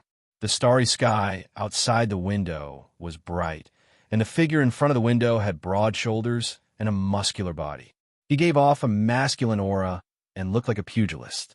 Hearing the door open, Han Xiao turned around with a friendly smile on his face. He reached out and led God to his seat. You must be God. Another direct, beyond grade, has been born in the dynasty. Congratulations. Please take a seat. We meet again. I wonder if you still remember me? God sat down. He looked very natural and casual. Of course. During the war with the Kundi race, we met once, Wang Chong said with a smile. Han Xiao sat opposite him and sized him up. He was even more certain that he had never seen this person in his previous life and did not know where this person came from. God nodded and said with a smile that did not look like a smile, That's right. Then you must remember what I said back then. I said that we would become colleagues sooner or later. It's true now. I admire your confidence. I like to make friends with people with potential the most. Han Xiao nodded in agreement, but he was secretly calculating in his mind. From the looks of it, this guy was a new star with a lot of confidence. Even in front of him, he acted very casually and did not use any honorifics. This was very common among new beyond grade as. He looked a little arrogant, but other than that, there was nothing strange. In the dynasty's database, the biographical information of the direct beyond grade as were all confidential. With Han Zhao's authority as an ally, he could only look at some basic information. However, God's information was very clean. No matter how he looked at it, he was a legitimate member of the dynasty. Han Xiao was curious because there was no such person in his previous life. However, his suspicions were limited to God's background. He did not have any other doubts for now. God was a direct member of the dynasty, so he had no right to interrogate him. With Han Zhao's personality, he naturally would not make an enemy out of a colleague just to satisfy his curiosity. Following that, the pace of the conversation entered the normal mode of socializing. The two of them went back and forth, chatting happily. After a while, Han Xiao felt that it was about time. He smiled and asked, "I'm a little curious about what your ability is. Are you willing to tell me? My ability will be known by the world sooner or later, but before that, let me keep it a secret for a while. This is also the dynasty's request." God chuckled and declined. Seeing this, Han Xiao did not force him, but he did not give up. He secretly made up his mind to poke God. After chatting for a while, God took the initiative to stop talking. He chuckled and said, "Black Star, let's stop here for today. The others are still waiting. I want to be baptized as soon as possible. After that, I still have to go to Planet Finn and apply to join the Beyond Grade A Association." "Oh, that's easy. I'm the vice president after all. I'll help you with the procedures." Han Xiao stood up. "Since you're in a hurry, I won't delay you. Let's keep in touch in the future." Then, the two of them walked out of the room side by side and came to the hall where the dynasty's elites were gathered. Everyone had been waiting for a long time. Han Xiao said a few words to encourage everyone. He then raised his hand, and the evolution cube floated up and spun. He entered the secret order to activate it, and the pitch-black evolution energy suddenly flowed out like a tide, sweeping through everyone in front of him. Crack, crack, crack. The energy materialized, and black cocoons appeared in the hall. God was among them. The hall immediately quieted down. Only Han Xiao could move freely. Little guy, you can't move anymore, right? You're still on my mercy now." Han Xiao chuckled and put away the evolution cube. He then controlled the nanoparticles to turn them into thin needles and stab them into the black cocoon that God was in. He understood the feeling of evolution very well. The itchiness was unbearable, and the senses in his body would be magnified while his senses of the outside world would be dulled. Even if he was discovered, he was not worried. After all, he had the final say. This was a small matter that could be easily fooled. Combat information popped up on the interface. Han Xiao browsed through it carefully. Name God, level. Yo, level 240? Great potential, the same level as me back then. Whoa, this guy's ability is energy control. This is one of the top abilities on the super high-risk Esper abilities list. It actually exists. No wonder he was so secretive. This ability can counter almost all classes. Han Xiao was secretly surprised. There were different levels of super high-risk Esper abilities. Energy control was undoubtedly one of the top abilities, but it only existed in theory. He did not expect to see a real case. God was probably the first person in history to have this Esper ability. This ability was extremely powerful, and his potential was also at the highest level. If he continued to train normally, he would probably reach the peak beyond grade soon.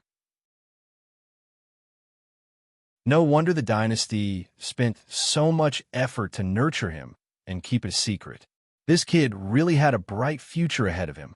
In a battle between beyond grade, as the ability itself was also the deciding factor. If God and Claudia were on the same level, God's chances of winning would be more than 90%. This was the advantage of his ability. Energy control countered almost all supers. Be it psychic, magic, primordial psionic energy, or dark energy, they were all within the range of this ability. The only limitation was the user's own strength, which determined the upper limit of the ability. It would not be an exaggeration to say that if God grew to the peak, he would definitely be qualified to compete for the position of the strongest in the explored universe. No wonder he was so confident. Anyone with this kind of Esper ability, with endless potential, would have a strong sense of confidence in the future. Is the Empire really that lucky? Where did they find such a strong person? Han Xiaoxin was shocked for a while. Then he felt a little confused. That's not right. With such a terrifying Esper ability, God shouldn't have been unknown in my previous life. Could it be that he died halfway, and my butterfly effect saved him? Han Xiao continued reading with doubts, and was shocked to find that God's attributes were a little ridiculous. The other attributes matched his level, but only his intelligence and mystery attributes were crazy. One was over 9,000, and the other was 13,000. That's not right. When I just became a beyond grade A at level 240, the highest intelligence attribute I had was only over 6,000, and the second highest endurance was over 4,000. Why are his attributes so ridiculous? This is probably the standard of a normal beyond grade around level 320. Han Xiao originally only wanted to look at God's Esper ability, but he found more suspicious and became more and more confused. He browsed through the information for a while. Then his eyes suddenly locked onto one of God's passive talents. This is Han Xiao's eyes widened. He could think of many things just from the name of this talent. There's indeed something fishy. This kid is probably not a new beyond grade A super. The secrets on him seem to be more shocking than I thought.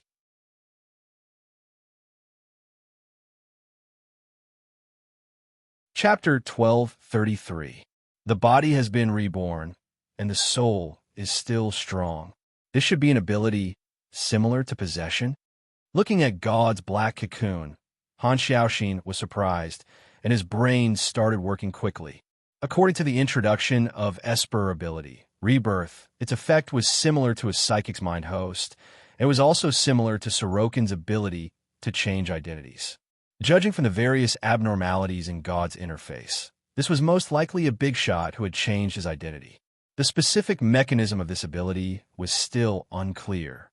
It should be a change of body, and the soul would be inherited. Then, based on the strength of the other party's intelligence and mystery attributes, Han Xiaoxin could determine that the other party should have been a beyond grade A before he was reborn. Then, here came a problem. Esper ability. Rebirth did not seem to have any combat strength. Its uses were limited, and its growth rate was low. It should not be able to reach beyond grade A. Either the other party did not have this ability and received the help of another super who had Esper ability, Rebirth, to complete the rebirth, or the other party had become a beyond grade A with Esper ability, Rebirth. The former was impossible to speculate, but if it was the latter, among the people Han Xiao knew, there seemed to be only one person who had this ability. God. Could it be this be asterisk starred? His body was locked in the space-time amber, but his soul escaped? Han Zhao's eyes sparkled. As a researcher, he was used to making bold assumptions. First of all, the probability of God breaking out of the space-time amber was not high, so he should have left a backup plan before he was captured. The possibility of this was not low. God was so reckless, and there were enemies everywhere. He would most likely have left a backup plan in advance. Furthermore, he had devoured so many strange Esper abilities, so the probability of him having a soul reincarnation ability was not low. Maybe this was why he was so confident, changing his identity after losing his main identity. However, the method of reincarnation for Esper ability, Rebirth, was different. Using Sorokin as an example, no matter how the smirking boy changed his identity, his ability would not change. The foundation was his soul. The foundation of the ability to absorb Esper ability was the genetic chain of the physical body. God's body was trapped in the space-time amber. If God was really God, then he would have changed his body, and his ability would also change accordingly.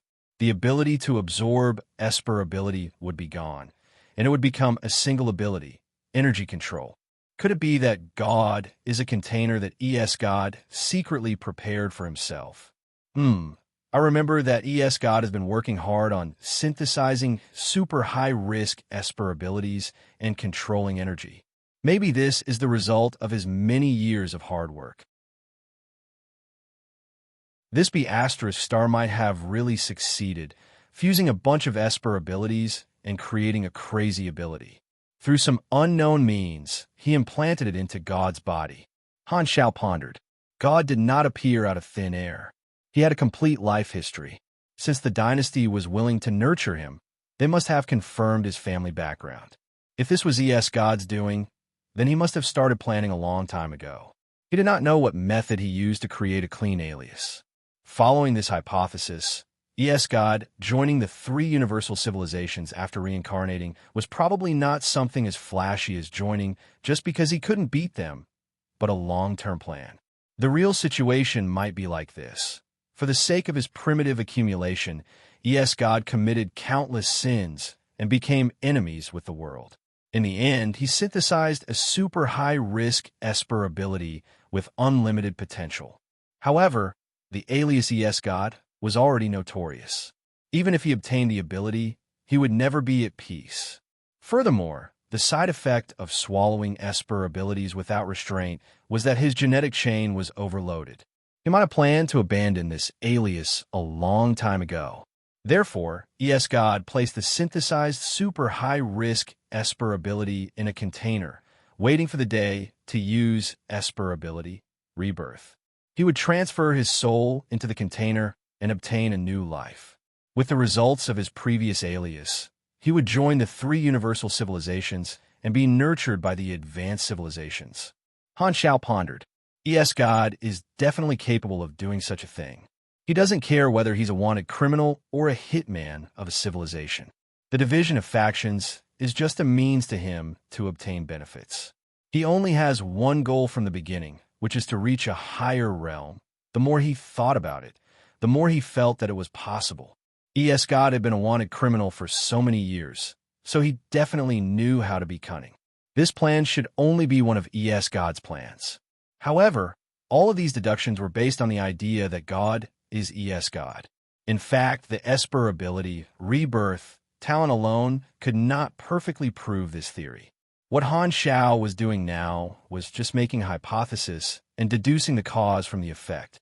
Although he felt that the possibility of God being ES God was not low, he did not dare believe in his own imagination.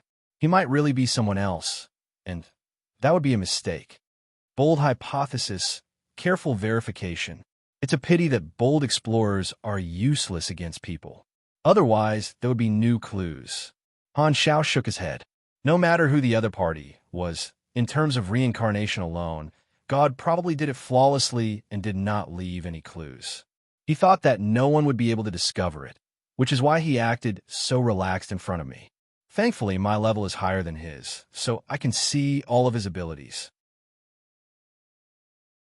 Maybe I'm the only one who discovered God's secret. Han Xiao did not leave.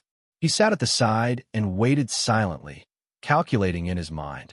After waiting for a while, the black cocoons in the room shattered one after another. The dynasty elites completed their baptism one after another and felt refreshed. Seeing that Han Xiao was actually accompanying them here, they could not help but feel flattered. God's baptism process was the longest, and he was the last one to break out of the cocoon. How do you feel? Han Xiao acted as usual, and his tone was friendly. The effect is not bad. God glanced at Han Xiao. When I was evolving, I felt someone poke me with a needle. Was it you? Haha, don't mind it. That's a probe used to detect if the evolution process is smooth. You're a direct descendant of the dynasty, so of course I have to care about you. After all, evolution is full of randomness, and there are risks. I don't want anything to happen to you. Han Xiao smiled and found an excuse. Hearing this, God could not take it seriously. He calmly said, "Thank you for your concern. I still have to make a trip to Planet Finn, so I won't disturb you any longer." Seeing that God had expressed his intention to leave, Han Xiao did not stop him. He smiled and said, "All right, I won't keep you any longer. Let's meet in the association." Then, Han Xiao turned around and left the hall, disappearing from everyone's sight very quickly. God's eyes sparkled. He followed the receptionist back to the dock and returned to the fleet with the Dynasty elites. The Dynasty fleet very quickly left the spaceport orbit and shot into space, quickly splitting into two. One fleet returned with the Dynasty elites, and the other fleet carried God to planet Fin deep in the flickering world. In the spaceship, God looked at the black star palace that was gradually disappearing from the porthole, and the corners of his lips curled up. "Black Star, oh Black Star, I told you, we'll meet again sooner or later, but you didn't expect that when I stood in front of you again, you wouldn't recognize me and even want to be friends with me, huh?" Seeing how Black Star was being kept in the dark, God could not help but laugh in his mind. The enemy was in the light, and he was in the dark. It was a different kind of thrill to be in front of Black Star. When he was evolving earlier, he used his ability to try to analyze the evolution energy. With the advantage of his ability, he already had some ideas. As expected of a terrifying ability in theory. As long as I have time, there's a 60% chance that I'll be able to analyze the theory. Then, I'll be able to report back to the Dynasty, and my status in the Dynasty will rise. When the upper echelons see how useful I am in this aspect, there's a higher chance that they'll agree to my request to be transferred to the Dynasty's Academy of Science. This way, I'll be able to get close to the Dynasty's research results on that data. God outlined his plan in his mind, and a playful smile appeared on his face. On the other side, Han Xiao looked at the Dynasty fleet from his office with sparkling eyes. I didn't alert him. God probably doesn't know that I've seen through his secret. The most important mission now is to confirm this guy's background. He's a hidden danger, Han Xiao frowned. The current situation was not good for him. God was a direct member of the Dynasty, and this identity was his protective talisman. He could not act recklessly. The most important thing now was to obtain evidence to prove that there was something fishy about God. Only then would he have a good reason to attack. Otherwise, if he directly attacked and killed the new direct beyond grade A that the Dynasty had high hopes for, the Dynasty's reaction would be obvious. The Dynasty had to give an explanation to all direct members, so that they would not tolerate or compromise. If he did not give in, the worst-case scenario would be falling out with the Dynasty instantly, which would destroy all his plans so far. Even if he was very useful to the Dynasty now, there was no room for negotiation when it came to matters of this nature.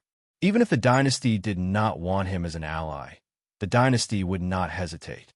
As long as there was no evidence, any explanation for this kind of behavior would be useless and empty words without any basis. If he really wanted to attack without any evidence, he had to do it secretly and eliminate all clues. There could not be any witnesses, no news could be leaked, and no suspects could be left behind. He could not fail. This is too risky. If there's even the slightest mistake, there'll be endless trouble. Han Xiao shook his head. Giving up the interests and connections that he had built for so long for God was undoubtedly a huge loss. Unless he had no other choice, he would definitely not do this.